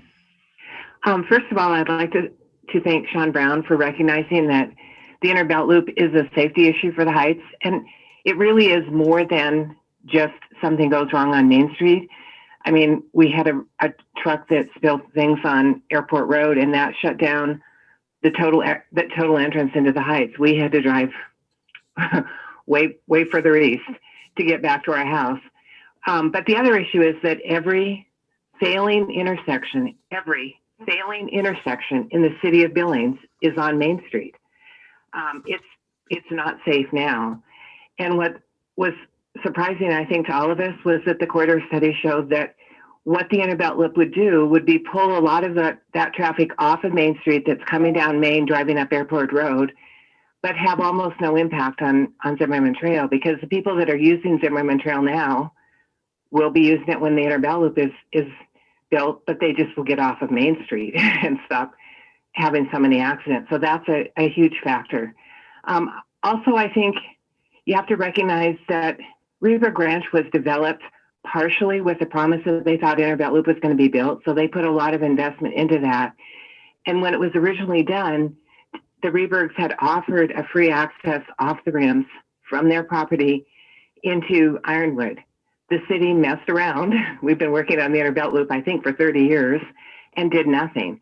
So I think the ship has sailed in terms of getting free land, because you really irritated the property owners along the Inner Belt Loop by discussing, and never having a plan. It's the whole concept of, so we're going to build this and we're not going to ding the people that are benefiting from it. 30% of the people live in the Heights in the city of Billings, and it's currently not safe on Main Street, which is the busiest highway in the state of Montana. The council needs to back up as a group and take accountability for all the citizens in the city of Billings. Thank you. Thank you, Pam. Okay, Mayor, I have no other calls. Okay, thank you very much. Denise, we'll close our public comment period then on item number 2. Before taking a break or moving on to item number 3, is there further discussion from council? Councilmember Neese, then Councilmember Joy. Oh, Councilmember Neese, you're muted. Thank you. Thank you, Mayor. I'd like to thank Councilmember Brown for bringing up the fact about the safety issue and that happened in the Father's Day tornado. It did really isolate a lot of people up here. And I think the Inner Belt Loop, besides that, it's going to really join the city together. So I think this is a project that it really, from what I understand from what Debbie's telling me, the sewer, the water is going to be kind of more of a long-term plan that we have to get going on. We shouldn't be putting that off, but I don't think it's going to hold the project up, if I understand that correctly. So I would hope and encourage them to continue on the guidelines that they gave us, or that she has in her thing. By the end of 22, we should have a road through there, a 2-lane road. Thank you very much. Councilmember Joy, I believe you had your hand up also. Thank you, Mayor and Council. In March of 2006, the Inner Belt Loop was studied by HKM, and the economic feasibility of the engineering and this project was not analyzed for its benefits and its cost because it was not required by the Billings City County Planning Department at that time. So maybe that's something that we should really change if we're going to really going to look at huge projects like this. Considering the costs and the benefits seems to be a really important part of economic feasibility of projects. Thank you. Thank you very much. I'll just make a comment in case Debbie wants to follow up on it. It has to do with the Skyline Trail, which is a critical element of the build grant. And my understanding is staff will be looking at a similar sort of 30,000 foot look of what the schedule might look like for construction. A lot of that engineering has already been done, but timing, approximate costs, a lot of which is, of course, known, but we'll be getting more information from staff on that in the relatively near future. Is that correct, Debbie? It is. I apologize. I meant to say that on one of our introduction slides. We're further ahead on the Inner Belt Loop than we were on Skyline, so we didn't have the information to present tonight, but we will come back as we talk more about the build grant and that trail. Sorry about that. No, very good. Thank you, Councilmember Purington. Just a quick question that Tom brought up, and I guess it didn't sink into my head till he said it. So the the $4 million that goes for the Skyline Trail, that also is matching funds, correct? And so do we have any of those matching funds now? The match was the gas tax dollars. It was a package. There is no separate match that's specifically allocated to the Skyline Trail. But Debbie, Jennifer, you can, or Wyeth, you can comment on that or confirm that.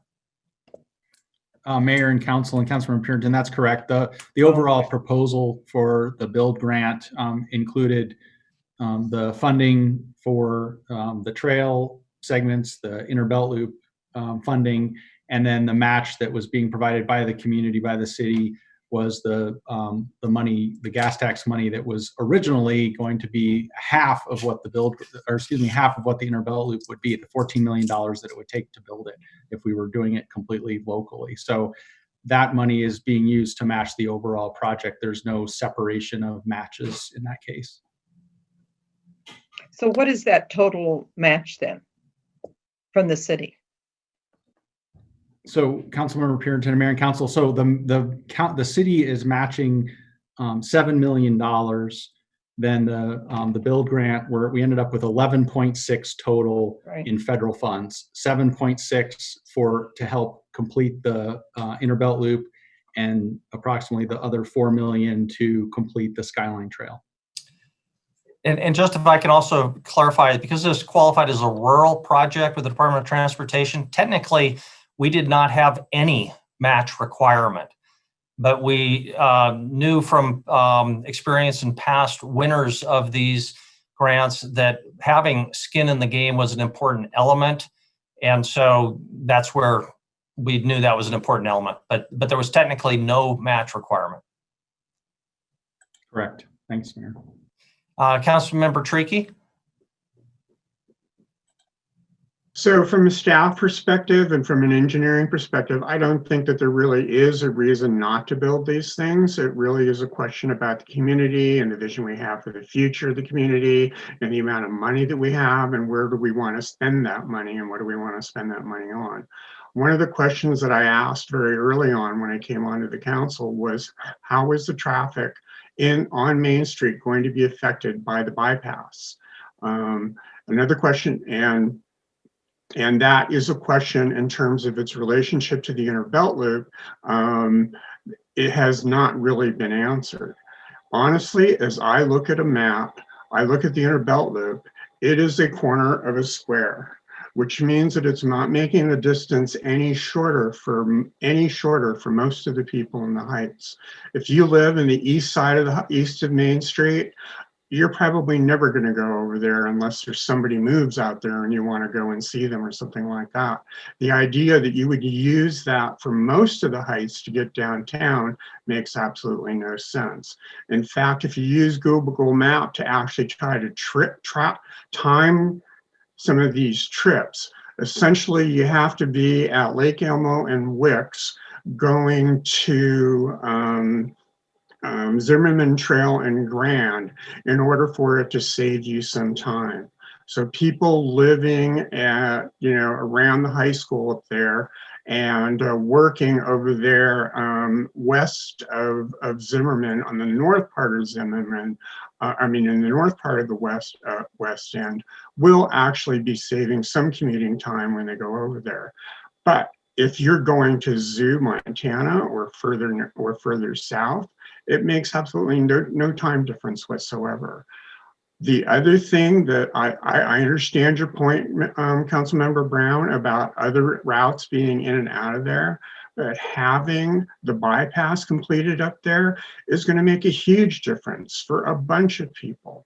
Anyone on the east of Maine is going to be much more likely to be using that bypass than they are going to be using the inner belt loop. And that's just two of the reasons. I do not see what the $7 million is buying us right now. I think it's a good idea for economic development. I think it's a fantastic idea moving forward for developing the city and whatnot. But I don't believe that the city is at the size where it actually needs that land to develop. The other thing I want to say, and I've said this a million times over and over again to you guys, the reason we have TIF funds is because we have been spending money on the edges of the city, and that has driven development away from the existing parts of the city. So if you do not support So when we have a TIF district in place, that is essentially trying to provide some money into the existing parts of the city that offsets the money that we are spending. And this is going to be another $7 million that we're spending in order to encourage development on the edges. So if we do not insist on skin in the game, talking about picking winners and losers, and all of those typical things that I hear when we're talking about TIF funds, when we're talking about this project, for the next 3 years, whenever it comes up and someone says something like that, I will stand up and say, hey, well, we need the same standards of private-public partnerships as we've used on the Inner Belt Loop. Elsewise, we are being hypocritical in terms of how we are developing the city, and we are destroying the existing parts of the city, which have already donated to the Inner Belt Loop. Those street funds are street funds that are supposed to be used to maintain the streets of the city. And that money has been taken out of street maintenance and put in a piggy bank so that we can build 6.5 miles in the county so that a couple of thousand people in 2 neighborhoods have a faster way to get to each other, saving them maybe 5 to 10 minutes a day. Thank you. Thank you very much. I do want to say that I'm not going to ask for us to try to push the landowners to donate the land, to set aside the land now for the right-of-ways, for the fire department that we're going to have to build out there, for the schools that we're going to have to build out there, for the parks, and all of those things right now, even though I think that that is something that we should be doing. Thank you. Thank you very much. And I don't see any reason not to have that conversation with them. The only comment I would make is, because I agree with a lot of that, but our comprehensive plan, our growth policy, when it talks about prioritizing where on the fringes we prioritize development, it does identify the North Bench as opposed to the West End and using up all that prime agricultural land. So if you have to prioritize, there's some benefit there. Councilmember Nice, you had your hand up. I did, Mayor. Thank you very much. There's been a lot of conversation, and I would like to make a motion to direct staff to proceed with the Inner Belt Loop construction as been planned and proposed in the timeline on the slide for finishing in the 22 year. I mean, if they can get it done sooner, I think from Debbie's conversation wouldn't be 21, but I think in the spring, summer of 22 or summer, fall of 22. Point of order, Mr. Mayor, this is not changing anything. It's essentially just going forward as we are. So I don't see the reason why we need to have this vote. We do have a motion and we have a second with Councilmember Ewalt, so we can have some discussion now on the motion. For anybody who's watching, our work sessions are limited to giving direction to staff, and so that's why the motion was put in those terms. So we do have a motion discussion. Councilmember Shaw. I have the same objection. This doesn't make any sense to me. This is already what's happening. The plan was just laid out. Yeah, so I'm going to also say I don't know if point of order or what I need to call, but I definitely agree. Thank you very much. I guess I'll just clarify. My understanding is it included a timing element. There was some uncertainty in what our target is for construction, and I heard Councilmember Nice creating a specific aimed point of construction in 2022, but he can speak to himself. I'm going to go Councilmember Shaw, and then Councilmember Nice, Councilmember Joy. Councilmember Shaw. I'd like to go back to speak to that, which is that I feel like that is going to rest with the engineers. They laid out for us, it can go this fast, it can go this fast, but it's going to depend on all of these factors that they don't know. I don't see how we can say speed it up, slow it down right now when they already are trying to work it from my perspective as fast as they can. Okay, thank you, Councilmember Nice, Joy, and then Brown. Councilmember Nice. Thank you, Mayor. And the reason I brought this up is because even you yourself, Mayor, said that there's a difference between going forward with the project and having the money and having to improve the project. And so I think you even spoke in some respects to delay the project until other things may be in place. And I think that the plan laid forth by the engineering, if all things fall in line with what those items are, I think that we should. That's why I'm making the motion to move forward on that. In other words, we don't need to wait for the items that, like the water and the sewer, that will be needed in development time. I'm not saying we don't consider those and start planning for those, but the road itself, we need to clarify to the staff that no, we don't want to wait for the water and sewer. We want to go ahead and move forward to get the road built as soon as we can in the time, as long as the documents are in order, the right of ways are there, those kind of things that they've got to get done.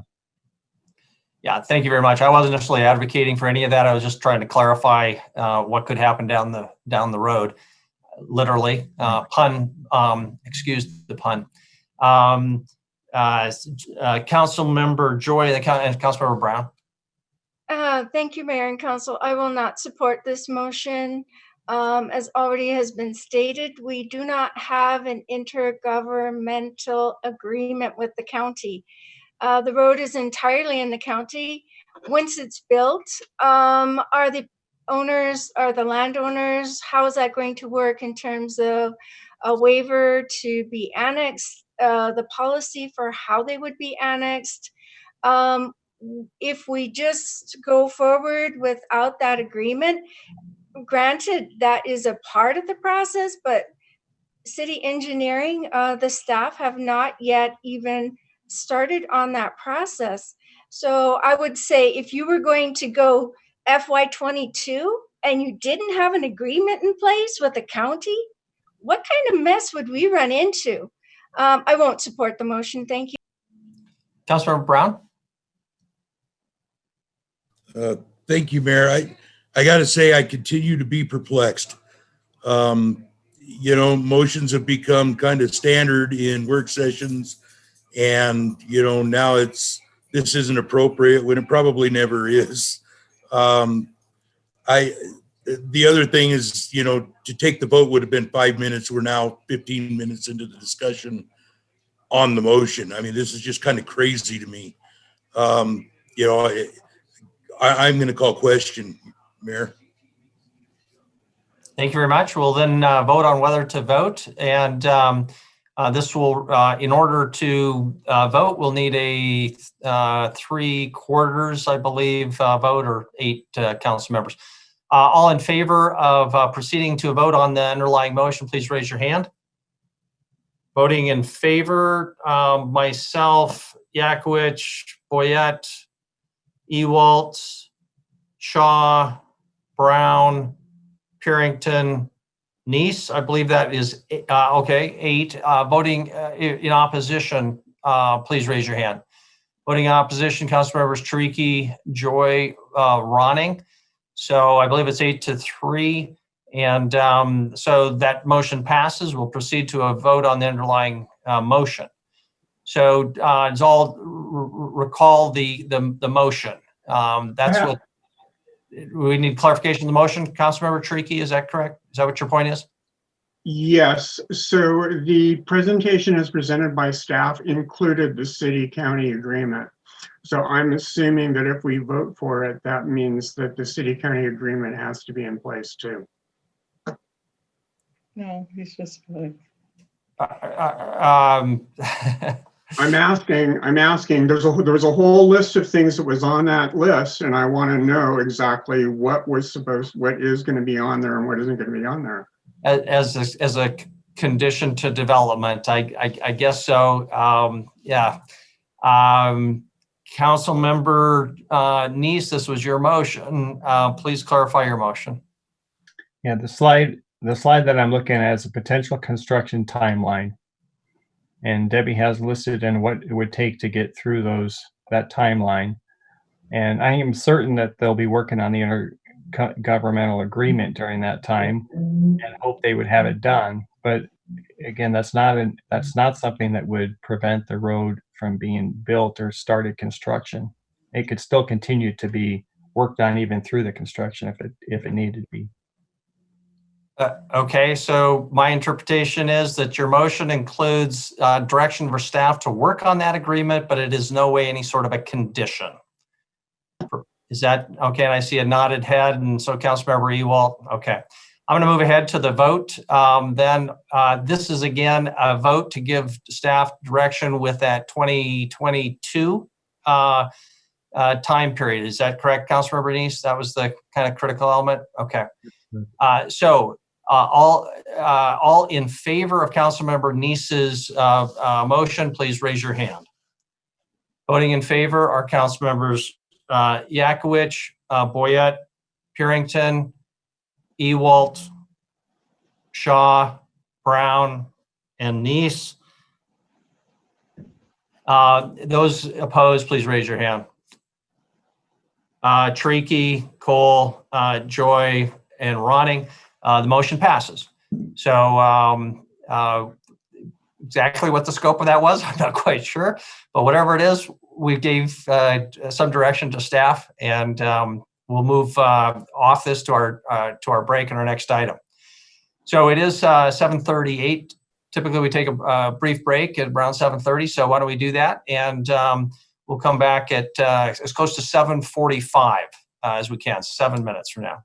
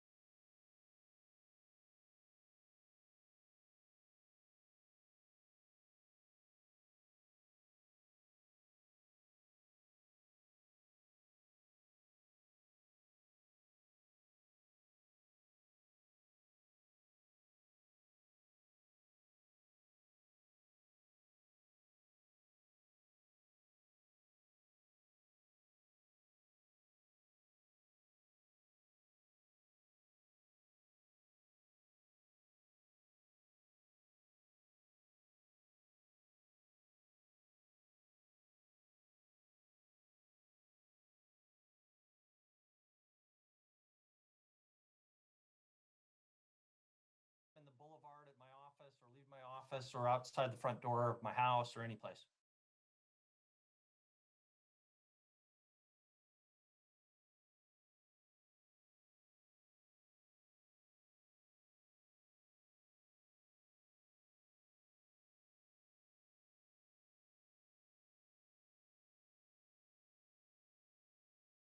Within a certain time period. Yeah. Yeah, I've got a whole slew of them if you want them back, Bill. Do you? Yeah, I'll keep them. They're purposefully generic, so. Okay, I'll get it into you then.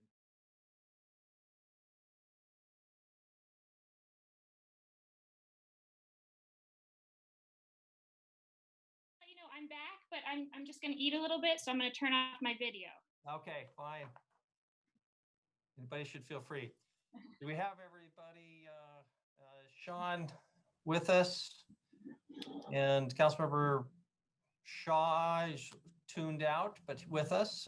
Everybody else is here, I think, right? So, okay, we'll reconvene. Welcome back, everybody. We left off before item number 3. This is our final item tonight, the limits of annexation map amendments. And Wyeth Friday is our presenter tonight. So Wyeth, it's all yours. All right. Well, thank you, Mayor and Council. I'm going to bring it up on the screen here.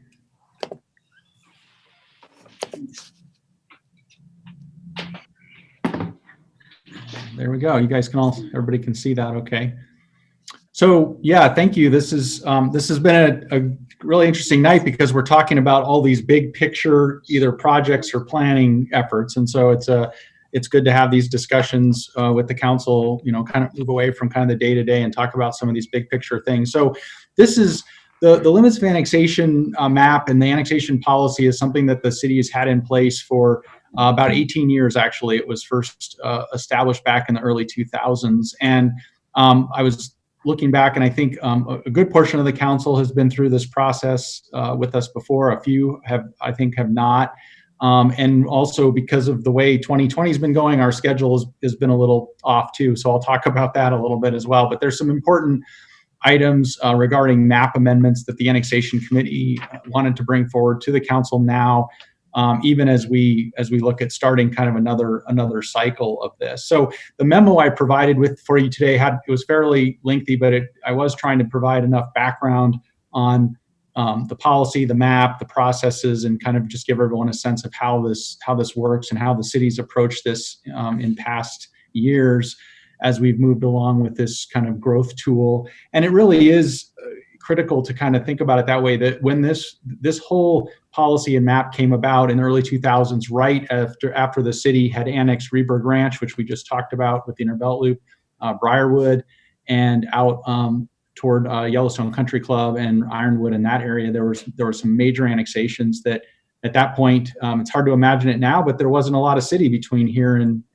Ironwood or going down toward Briarwood. So the city kind of stepped back and said, you know what, we've got to come up with a way to review and make decisions on where the city is annexing, what property owners' interests are, and how we provide services. And so we've used it to that extent ever since. It's not perfect, and actually the annexation committee has been having discussions and plans to have more kind of about how this tool could be used better, and it fits right in as well with the discussions and the questions Councilmember Chiriqui asked tonight, and it's been asked, in terms of analyzing and measuring costs of service and how do we measure those items. So this is all kind of part of that effort.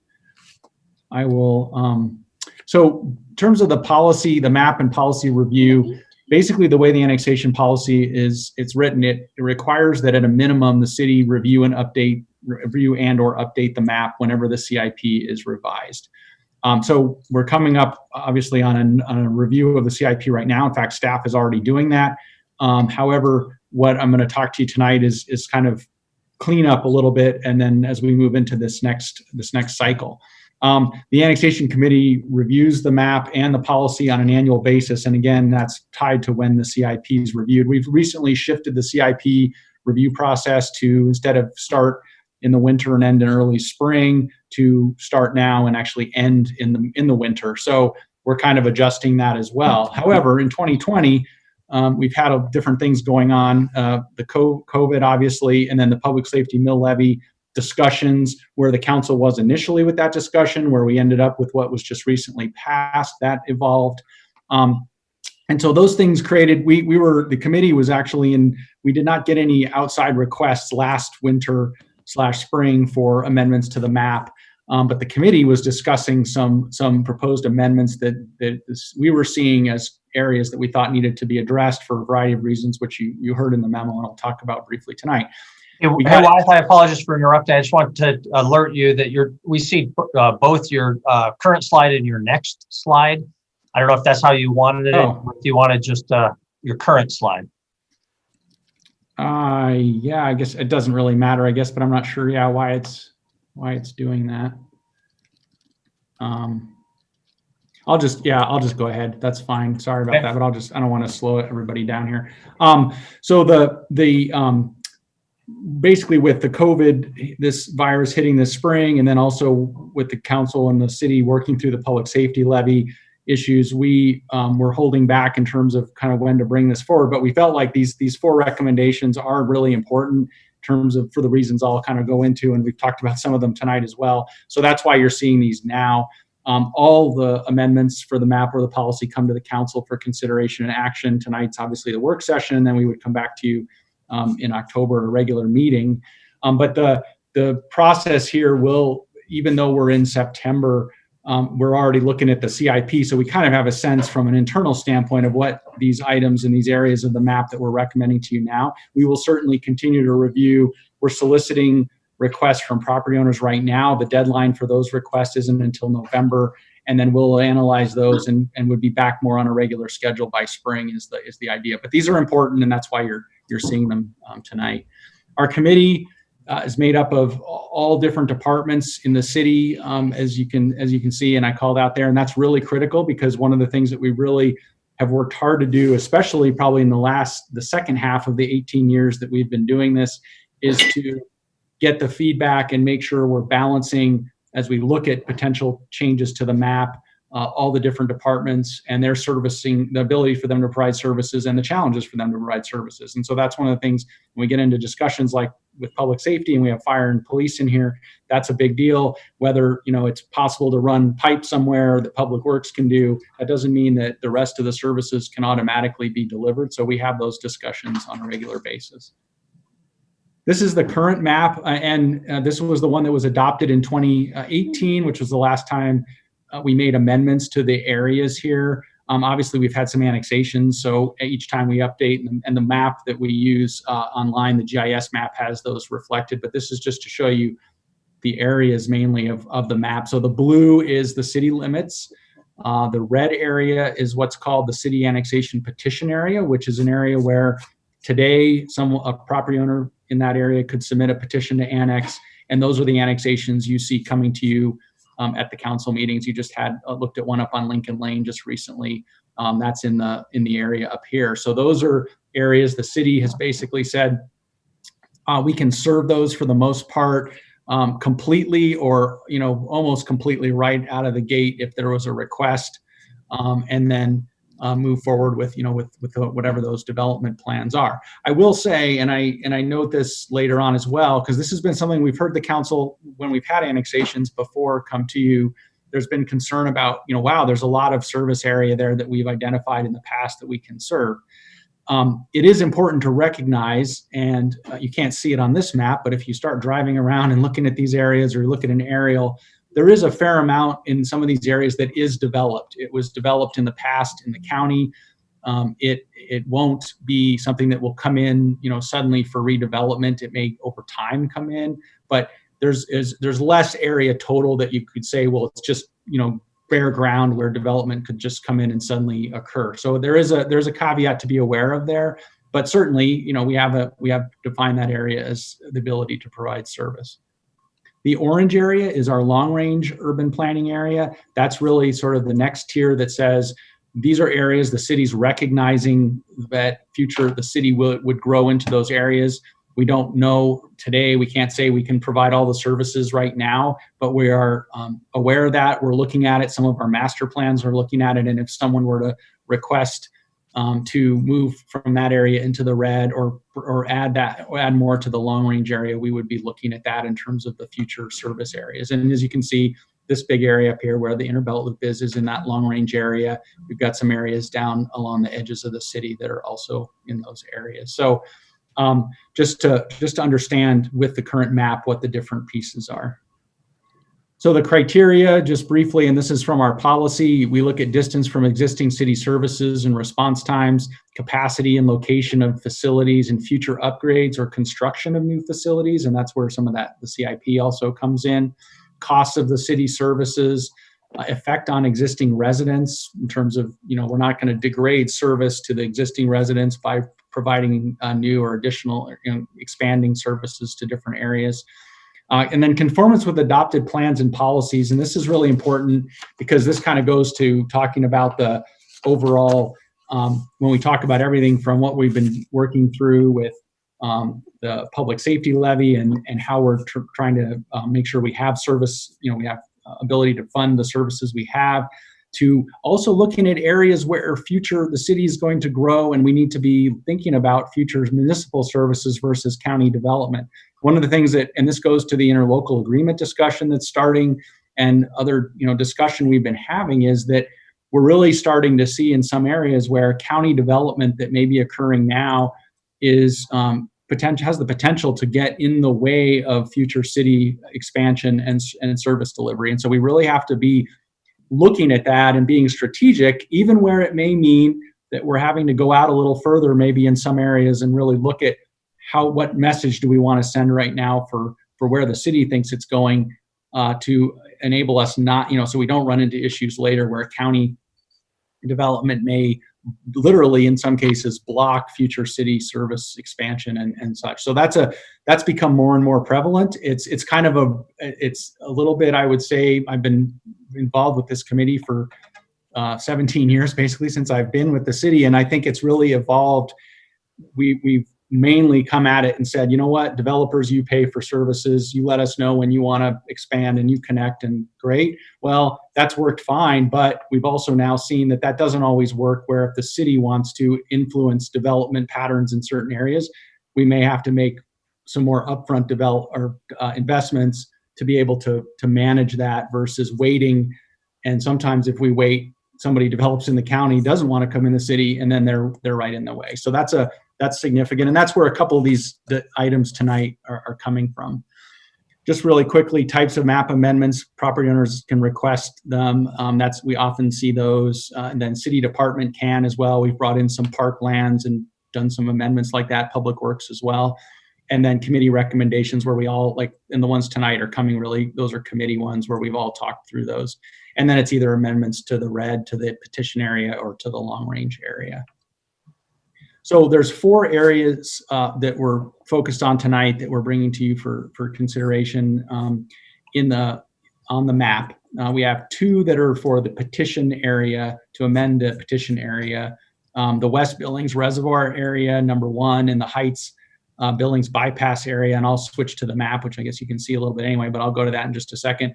And then 2 long range amendments, which is for the orange, which is the West Airport Highway 3 and the Grand and 62nd Street area. Actually, looks like I've got a mix up here. It looks like the Highway Airport 3 one is actually supposed to be red. So I apologize for that. When we get to the map and we can look at that. The map's not lying. So we actually have, I'm sorry. So number 1 is the West Billings Reservoir area down in this location. And 2 is, these are the 2 long range to the orange area, the East Heights area. And then the 2 for the red are the Highway 3 west of the airport, and then this small portion at 62nd and Grand. So basically what the committee's recommending is to make amendments to the map to bring this area, this is the reservoir development, it would be in this location, is bringing this area along, this is 48th Street West, along that corridor, recognize that this area should be in our long range planning horizon in terms of if we're going to be providing a new reservoir and water plant service in this area. 48th Street is sort of the area where some of that backbone would be. We already have obviously city right out to this location, and we need to recognize kind of that there's going to be that area there that eventually would be looking at city services. Some of it has county development in it right now, again, some of it from quite a few years ago. Some of it is vacant, but I think, again, the committee's felt like at this point, the reservoir project is a few years in the making. It's not happening immediately, but we want to recognize that as we are building and looking at this project, we're recognizing what kind of impact we're going to be having here and what kind of potential services that area of the county could see for the city. So that's kind of the real background, and from what I described in the memo, but for that location. The second one for the long range area is this East Billings Heights area. And this has basically been driven by a couple of things. One is that with the bypass being constructed and coming across in here, we've got in our transportation planning program for the next fiscal year, which starts after October 1, a corridor study on the north side of the river as this as the bypass comes in here, looking at the impacts to that area. That was something the council we discussed, and some of the council, I believe Councilmember Neese and a few others had brought up probably a year or so back that we needed to be kind of looking at that, and we have, since Lockwood is zoned and has kind of already been planned out better, this area would be a good thing to be focusing on as that bypass project comes in and starts to affect the transportation as well as the land use in that area. So we recognize that should be addressed. The other reason to look at this too is as we look at future city services up here, this area is currently Heights Water served on the east side, but then with city sewer. And there's discussion long term about what's the city going to be doing in terms of full services in that east area, and we should be looking at what would happen there with the city, with property coming into the city. Number 3 is this area here, and this is kind of a first step regarding, again, with the Inner Belt Loop project, and now the Skyline Trail, and with Highway 3, and then improvements at Zimmerman, recognizing that. And we do have some, as Debbie mentioned earlier tonight, some limited service capacity already for this area, and would have additional capacity over time, is that we need to recognize that this area west of the airport and heading out toward the Inner Belt Loop is going to have an interest in development, especially closer to the Highway 3 corridor, and that we should be including that as an area where annexation could occur. We've also been in discussions with the property owners in that area. This is where Blaine's Flying Service is, and they own a substantial amount of the property in this area, and their long-term plans are looking at a variety of types of development that would include municipal services. So starting to move that way, and then looking again by next year, and as we move forward with the corridor or the Inner Belt Loop construction and the Skyline Trail, then looking at these other areas, but being careful at this point not to get too far out in front of ourselves with service, because as we know, if we were to start making all this red today and someone showed up here and said, hey, I'm ready to annex, we would have to say, well, we can't deliver all the services to you right now. We'd have to work through that. So we're kind of looking at this as a first step of multiple steps to look at that area. And then lastly, number 4, which is a small piece, but it's really important in the long term regarding the city's connecting of services and such out here. We have utilities in Grand almost all the way out to just north of Trails West here along Grand, and expanded a little bit west of there. And then we have services up here in Rimrock at 62nd. And we've been looking at this area and kind of thinking we should be including everything east of 62nd, because eventually we're going to end up looping our system here, and that would make sense to have this whole area included. The area west of 62nd, if you've been out there, there's a lot of large 5-acre tracts with single family homes.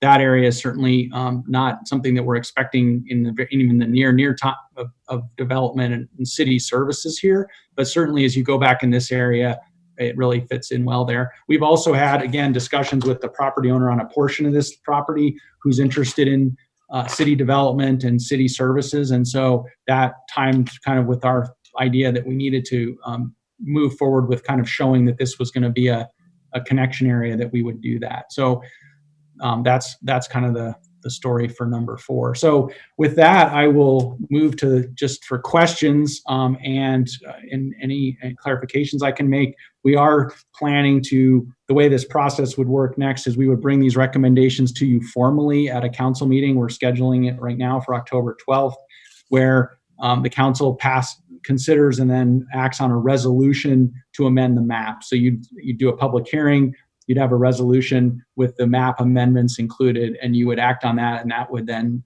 if that was approved, would carry forward into the fall. And like I said, then we'll continue with some additional analysis and maybe get some property owners that are looking for other amendments by next spring. But we wanted to keep these moving, partly because of some of the development and property owner interest, and also because of what we already know with these projects that the city's doing, that those are going to have an impact. So, thank you.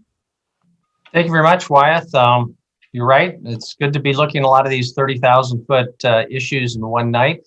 One of those, go back to an issue that was raised before, is the cost of services study that we've talked about for a couple of years. You answered that before. You said planning staff just hasn't had the resources to get to that with all the other things going on. Once Project Recode is behind us, do you think that will rise to the surface as being a top priority or the top priority? Can you just give us a little bit better idea when we can expect to come back to the cost of services study?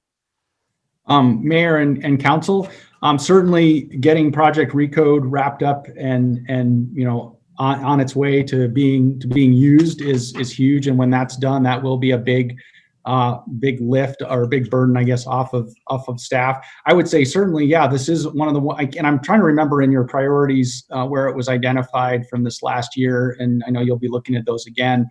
But in talking with City Administrator Kukulski and with Kevin also, I think there's, with all the different discussions about this issue, that it obviously we need to go really dig back into it. So I would say yes, I would expect that. I think this interlocal or intergovernmental agreement topic is also becoming a very big topic.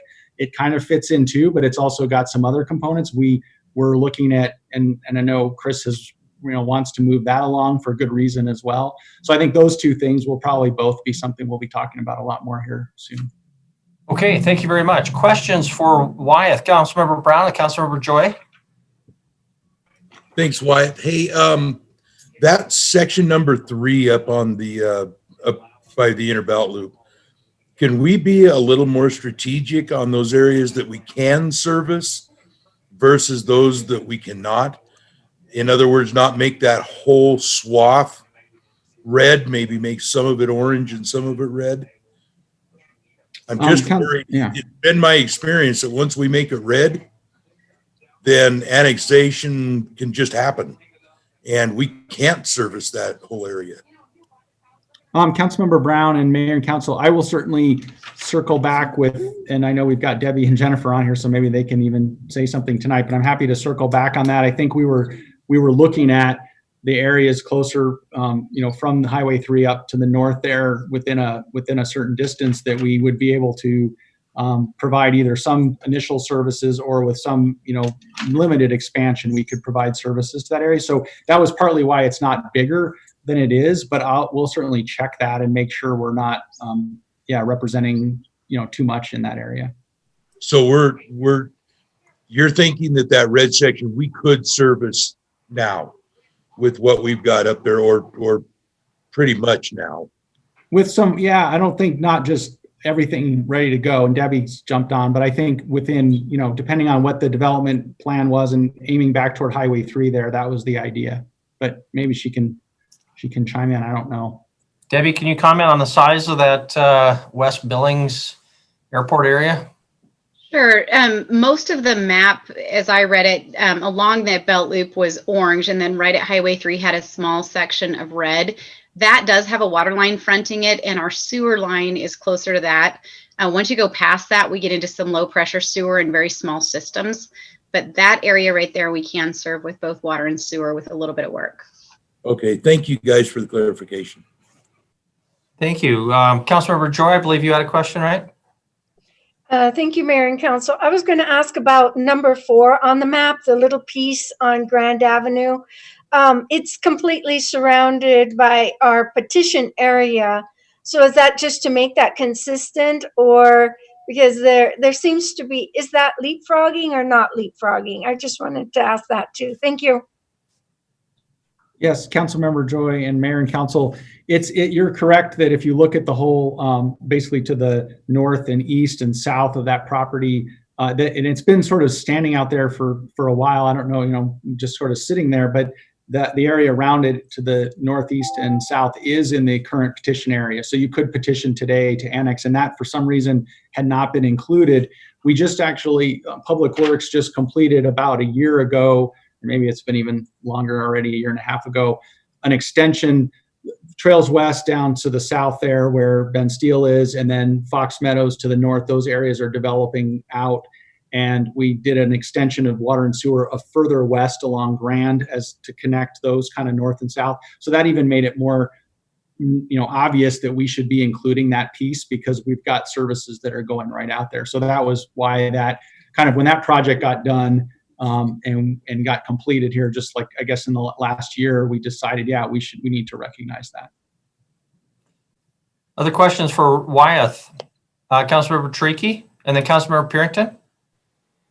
I'm thinking we made a mistake earlier. I'm looking at the corner of the top left, I guess that's the northwest corner of the inner belt loop. That section up there just north of Rehberg Ranch is blue, which tells me it's currently in the city. Rehberg Ranch is that what you're referring to? No, Rehberg Ranch, yeah, is in the section below it. The entire section north of Rehberg Ranch is blue. I'm sorry, you're talking about this area? Yes, I am. Yeah. So yeah, Councilmember Chiriki and Mayor and Council, that actually, so that is all Rehberg Ranch is master plan to develop that entire area. That was done when they came in to annex, they annexed the entire property. Development of the property has only ended up going so far up to the top of this panhandle piece here, but this is all master planned as well for extension and expansion of their development. So, and that's been part of what they've been waiting for. If you talk to Jan Rehberg or Denny Rehberg, the secondary access connections here are critical to finishing this development. And so that's what they've been sitting on, but it's stayed in the city for many years, anticipating that future development. Okay, thank you. Councilmember Purington. And as I look at that map, I do see sections of city limits that are outside of that annexation area, that orange area. And I know, having had the experience of being annexed into the city, because Ironwood was annexed with development, that it was my understanding that the city could not force annexation, but yeah, it can, and it has. So, and I don't know, whenever you say it's a petition area, that means that the residents have to petition the city, correct? Councilmember Purington and Mayor and Council. So there's some different requirements regarding annexation and where property owners petition versus city can annex property, force annex or annex it, whether all the property owners are in favor or not. Mostly, I'll tell you from the history with the city, for the most part, the city has in the last 20 years mainly just had property owners petition, and they've annexed at the request of the property owners. There has not been a lot of active city annexation of property without property owner initiation. Back in the many years ago, a lot of the Heights was brought in the 80s by the city. They just annexed the whole thing. That was a different approach. We have not seen that in many years. However, we've done a few small pieces here and there. So there are, especially with residential property and residentially used or zoned property, the city can initiate annexation on properties. There is a protest process. There's some complications there. I won't go into all that, but they can do that. For the most part, the city recently has not done those types of annexations. They've waited until the property owners have expressed, petition to come in. The annexation map and like the red area has been sort of the city's effort to say, hey, these are areas we would expect to come in and give the property owners the indication that if you're in that area, yes, you could come into the city. So follow up, Mr. Mayor. Sure. So these areas that you're talking about, these are areas that may be annexed. It's not that the city is advocating for those annexations, because you said that you've already spoken with some of the property owners. So I would assume that you're being proactive in trying to get those annexed into the city. Councilmember Purinton and Mayor and Council, that's correct. This would not annex anyone at this point. It would give the indication, like for the two areas that would be in the red area, that they could then petition at any time to be considered for annexation. And then the other areas, it would say, we're looking at these more closely in the long range, but it still doesn't annex anyone at this point. They would still have to, at this time, move forward themselves. Yes. Okay, thank you. Thank you. Other questions for staff? Why I thought this is related, but not directly to annexation. Back to Councilmember Triki's point earlier on, annexation almost always, by definition, involves greenfield and virgin property. Our city core, the backbone, is, I guess I would say, is Grand Avenue, Central Avenue, and Broadwater. We're seeing a slow deterioration of commercial stock on at least two of those. Grand, we're seeing some nice redevelopment, but asphalt that goes all the way from buildings to the street, no landscaping, steadily aging buildings, many of which were built in the 70s, so they're 50 to 60 years old. Do we have anything that we are even contemplating in the way of incentives to try to encourage redevelopment in our city core along that backbone? There isn't that I know of anything that reduces costs or creates incentives there. Is that something that the planning department someday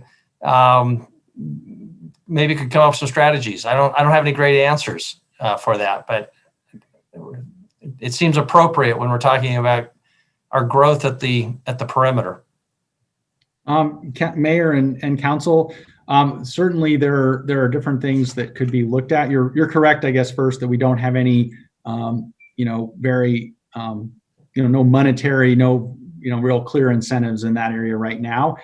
You can look at a variety of different options, and they start to bring up other issues, like if you were going to do some kind of incentive for service, connecting to services or something like that, then you've got to balance, okay, if we're going to do that, what is the impact if we're not levying those full service costs to a property?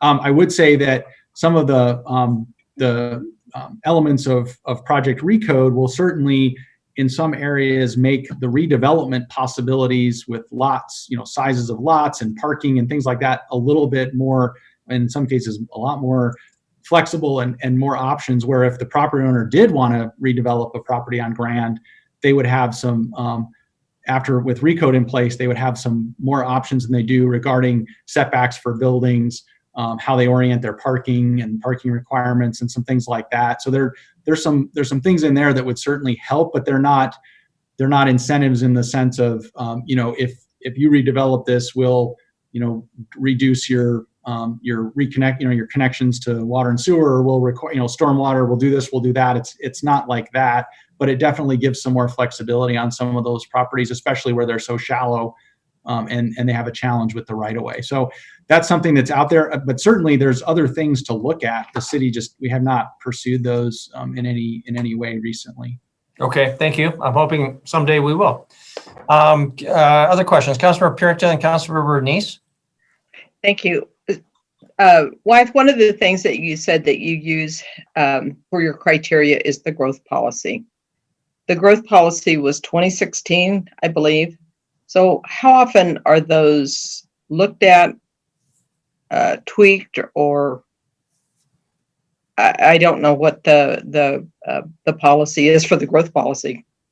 Sure. Yeah, Councilmember Purinton and Mayor and Council, the state law requires that cities and counties and jurisdictions basically review their growth policies every 5 years. It doesn't mean you have to completely overhaul it every 5 years, but you have to review it and determine are there minor adjustments? Are there major adjustments? Or have things changed in the community that would impact what's been laid out, the vision and the goals and strategies in that policy? So we're actually next year, we're coming up on a review, where we would review it at the 5-year point from 2016. So next year would be when we would take a look at it and then, determine do we need to make big changes? It was a very significant overhaul from the last one to that one. Right. So, but that's what we'd have to do. That's what the law says we have to do. So follow up, Mr. Mayor. Sure. So what does Project Recode, will that have a bearing on whatever the new growth policy or a revised growth policy would look like?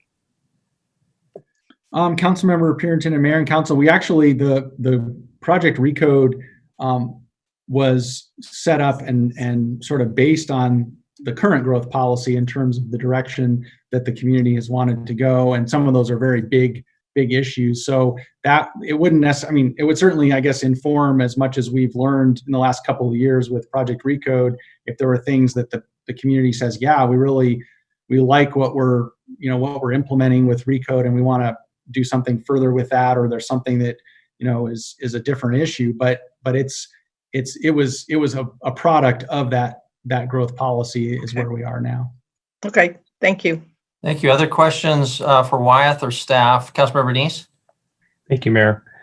Wyeth, I'm sorry, I'm going to revisit that question that Councilman Brown asked you regarding area number 3. And I zoomed in on the map a little bit. The one I had was black and white, but I was able to get the color map and look at it a little bit closer. It looks like the border of that is going to be right along the Reberg Road. Is that where you say the water line is going up the main road into Reberg Ranch?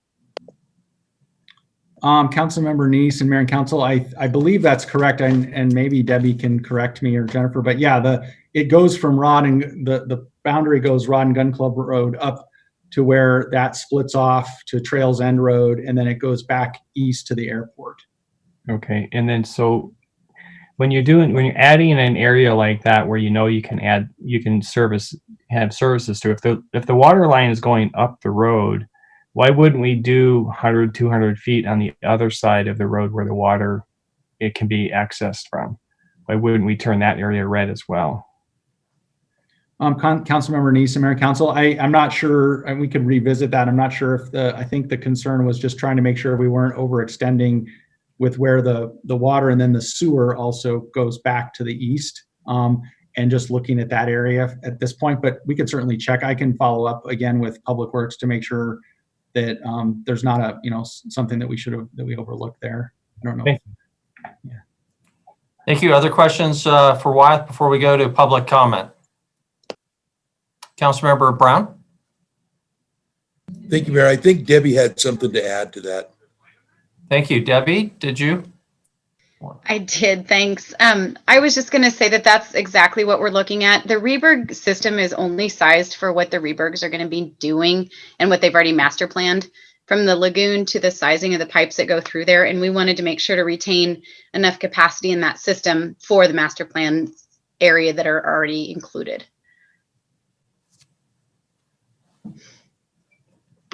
Okay, thank you. Anything else for staff? If anybody's listening, it looks like we're getting close to a public comment period. That phone number is 237-6196. Does any council member object to my opening public comment? Anything else before we do so? Don't see anything. So we'll open now the public comment period on item number 3, the limits of annexation map amendments, in particular the 4 that have been discussed. That phone number again, 237-6196. Ask you to keep your comments to less than 3 minutes. We'll ask you for your name and your address. And a reminder to please turn off your television or your computer, because the actual meeting is about a minute ahead of what you're hearing. And so you'll be confused if you do not turn that off. Just listen to Denise Bowman, our clerk, on the other end of that phone. 237-6196. Denise, do we have anyone who's called 237-6196? No, Mayor, I have no calls yet. Okay, if somebody calls the next few seconds, we'll give them an opportunity, but hearing none, we will close the public comment period then on number 3. Councilmember Purington. Just a quick question. So the zoning boundaries that are on this map, is that city county or beyond that is city county? Councilmember, oh, sorry. Wyeth, does your map show the zoning boundaries?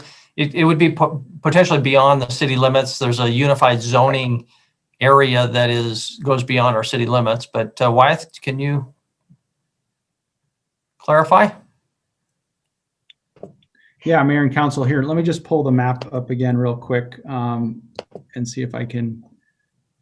So the zoning boundary is this purple stair step that you see going around. Yeah, that's the entire zoning. That's the county jurisdiction. So anything outside of that is not zoned for almost the most part. There's a couple of special districts, but mostly it's unzoned outside of here. So what you have then inside is some county, it's in the county and it's zoned. And then obviously then inside of that, we have the city that's zoned. And you can see where the city has bumped up against the boundary right here. And actually it punched through it a few years ago right here. But then in other areas, there's a lot of room where this is all ag zoning. So that's what you're seeing, that purple line. Okay, thank you. Hey, Wyeth, I'm sorry, would you go back to your map? A huge part of our undeveloped land mass that's very close to city services and our downtown is on the south side, the east portion of the south side. Are we doing anything to try to encourage that development? A lot of it is in the county, but immediately south of downtown, between the I-90 is a lot of, they're not even county islands, they're just a large portion of county, but prime for annexation. Are we doing anything to encourage annexation there? Mayor and Council, so a couple things. Certainly, as you go further to the west here and you get into the South Billings Boulevard Urban Renewal District, there's some potential for properties to annex, and if they were to be included in the district, or there's a few that are already in the city, but there's some potential for development there. And I know Jim Tevlin and the South Billings folks have been having some discussions with property owners in that area about options and whether they might look at that and whether the district might propose some amendments to include some property. So there's some potential in there. I will, as you get over in this area, you're dealing with the refinery and the sugar factory. And so part of the reason some of those big blocks are not in the city is because they are the sugar factory and the refinery, and the city, you can't force annex in those types of land uses, and they obviously have not been interested in coming in. So there's some smaller pieces certainly that could be included, but some of the bigger ones there are those big uses that are not. Okay, that's good. Thank you. That's helpful for that clarification. Council, I'm going to move us to adjournment or public comment if there's nothing else on this topic. Councilmember Tricky.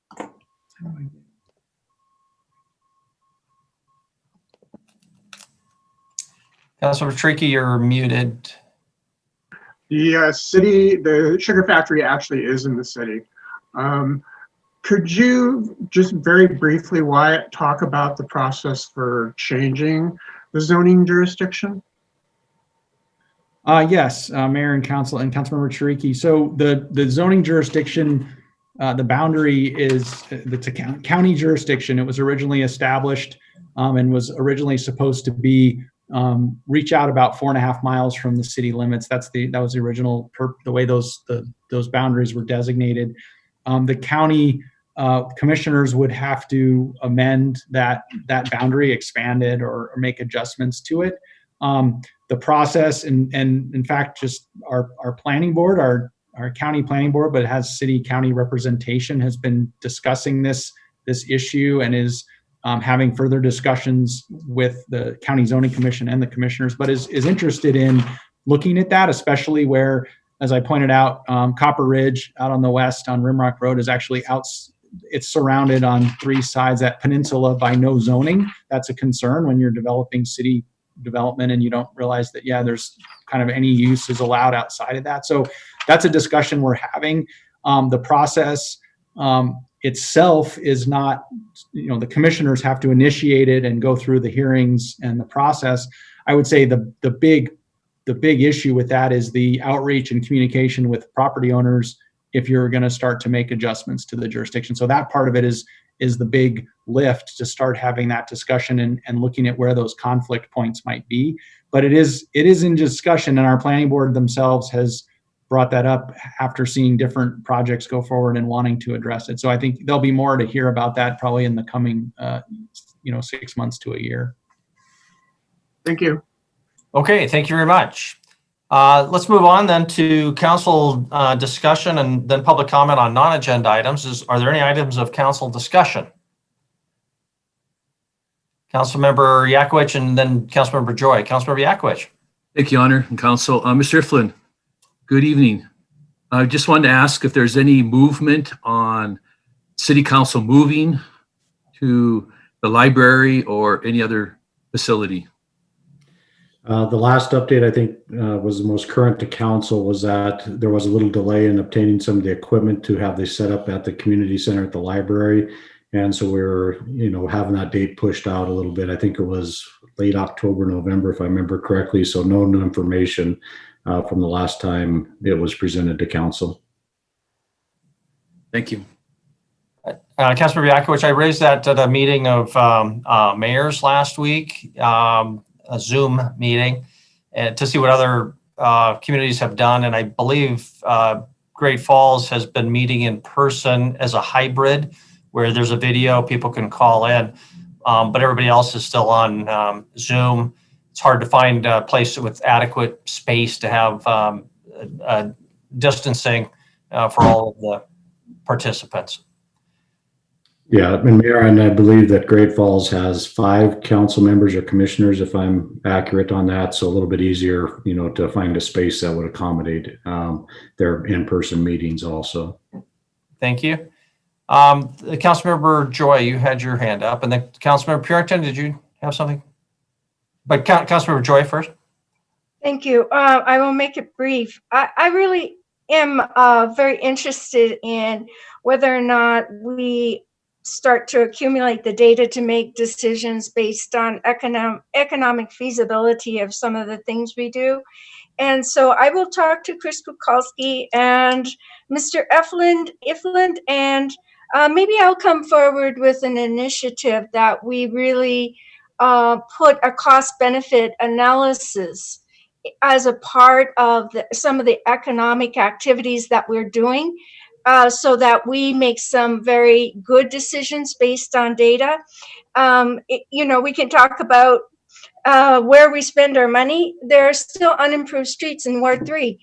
People who have lived in the city for years and still drive on gravel. So no no storm drain, and they live in the city and they're paying their taxes. So this is something I think is really important, and I'll talk to them, but it may come forward as an initiative. Thank you.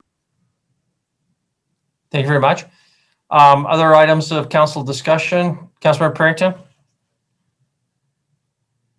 Purington. Back to Mike's question. This is a permanent move that we will stay at the library after this, or whenever it's prepared, I suppose, then we'll stay there.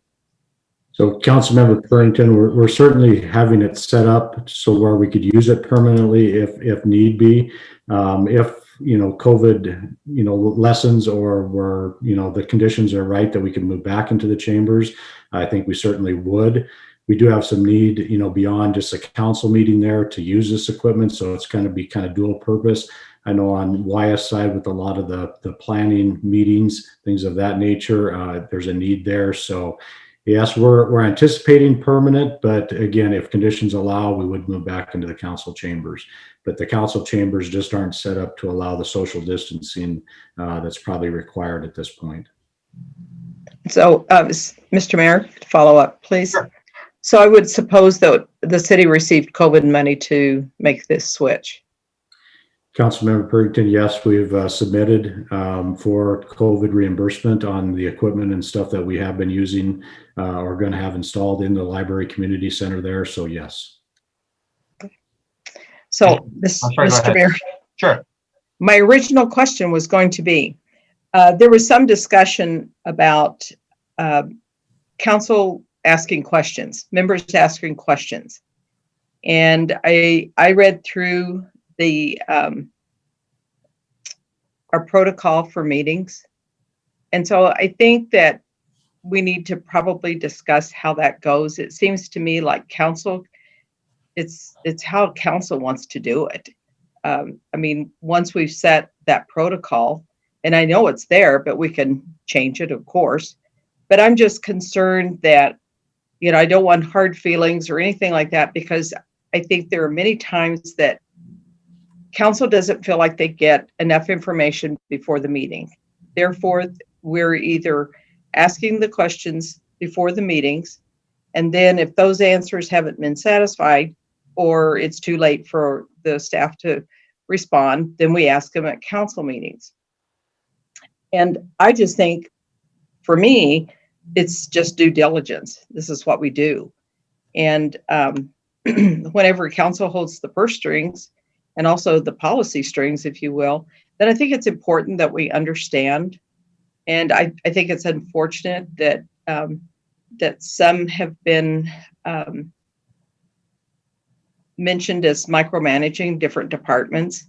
And I don't believe that. I think they're trying to get to the bottom of how costs are being, or the services are costing, and how they're trying to manage those departments.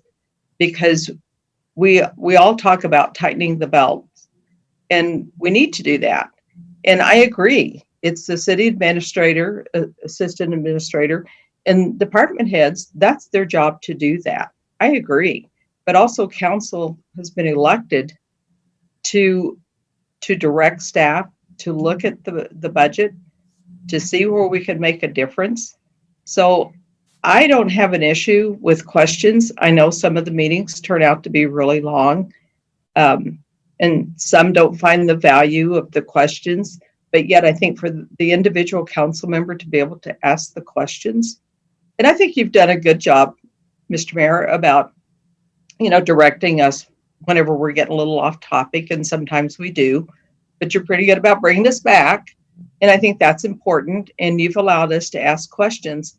So I don't know if we need to have some clarification, whether from Brent or from you, how we ask questions. It's different between a work session and regular session after the motion's been made. So, I mean, personally, I would like some clarification so we don't have, you know, so that we know.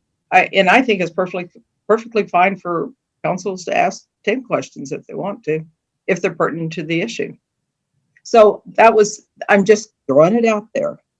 Okay. Well, and we can maybe have some email exchange if people have specific proposals they'd like to see adopted as protocols. We could have a discussion about that. My only request is to be fairly specific, just so that people know what the rules are. So I saw some other hands, Councilmember Rodney and Councilmember Brown. Thank you. So yeah, I think that we should put protocols in place in regard to what are policy questions, so that we're consistent, what are questions in regard to what the job is of city staff members, what the job is of city council members. I would hope that all council members would have a goal of not micromanaging staff, but have a goal of really encouraging public participation in government, and that we become more transparent in government and allow the public to participate. 5-hour, consistent 5-hour city council meetings that are dragged on by really detailed types of questionings that can be done offline. That doesn't allow for public participation. You know, I just went on and took a look at Community 7 on Facebook, literally one person. When we have these types of city council meetings that drag on I think we need to get them under control. This has been discussed previously from this council meeting.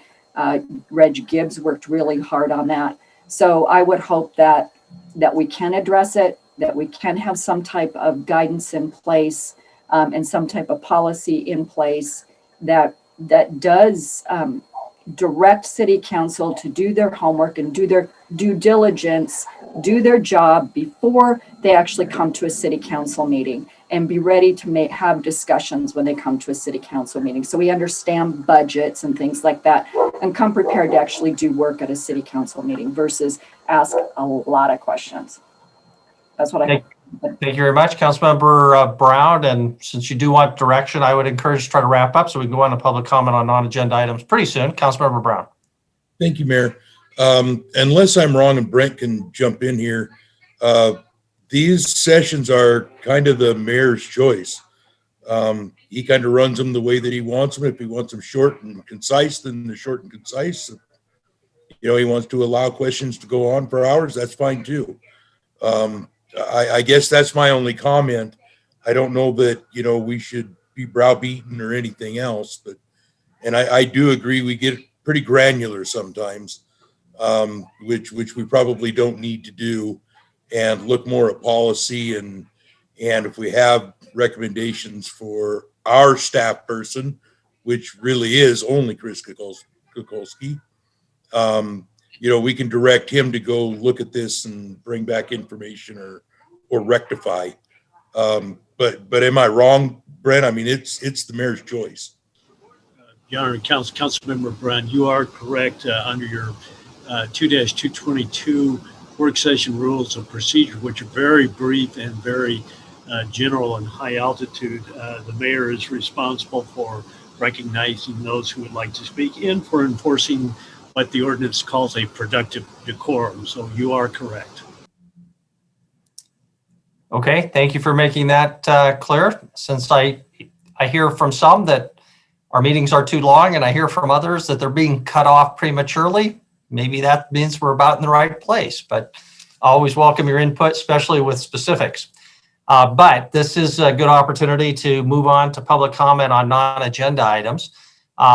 So if you're listening and you'd like to comment on something that we have not discussed tonight on our agenda, same phone number, 237-6196, 237-6196. Call it quickly. Because we're going to adjourn after this part of our meeting. Silence your television. Please keep your comments to less than 3 minutes. Give us your name and your address. 237-6196. Denise, do we have anyone who has called 237-6196? No, Your Honor, we have not. Okay, I hope we have not cut off anybody. If somebody calls in the next few seconds, we'll give them an opportunity to comment. If not, again, thank you, everyone. Thank you for your help with the public safety mill levy. We've got a lot on our plate, but a lot of exciting things. The build grant, how we spend those federal dollars, West End plant, a lot of exciting things happening in the city. Thank you for your contributions, staff, taxpayers, council members. We are adjourned.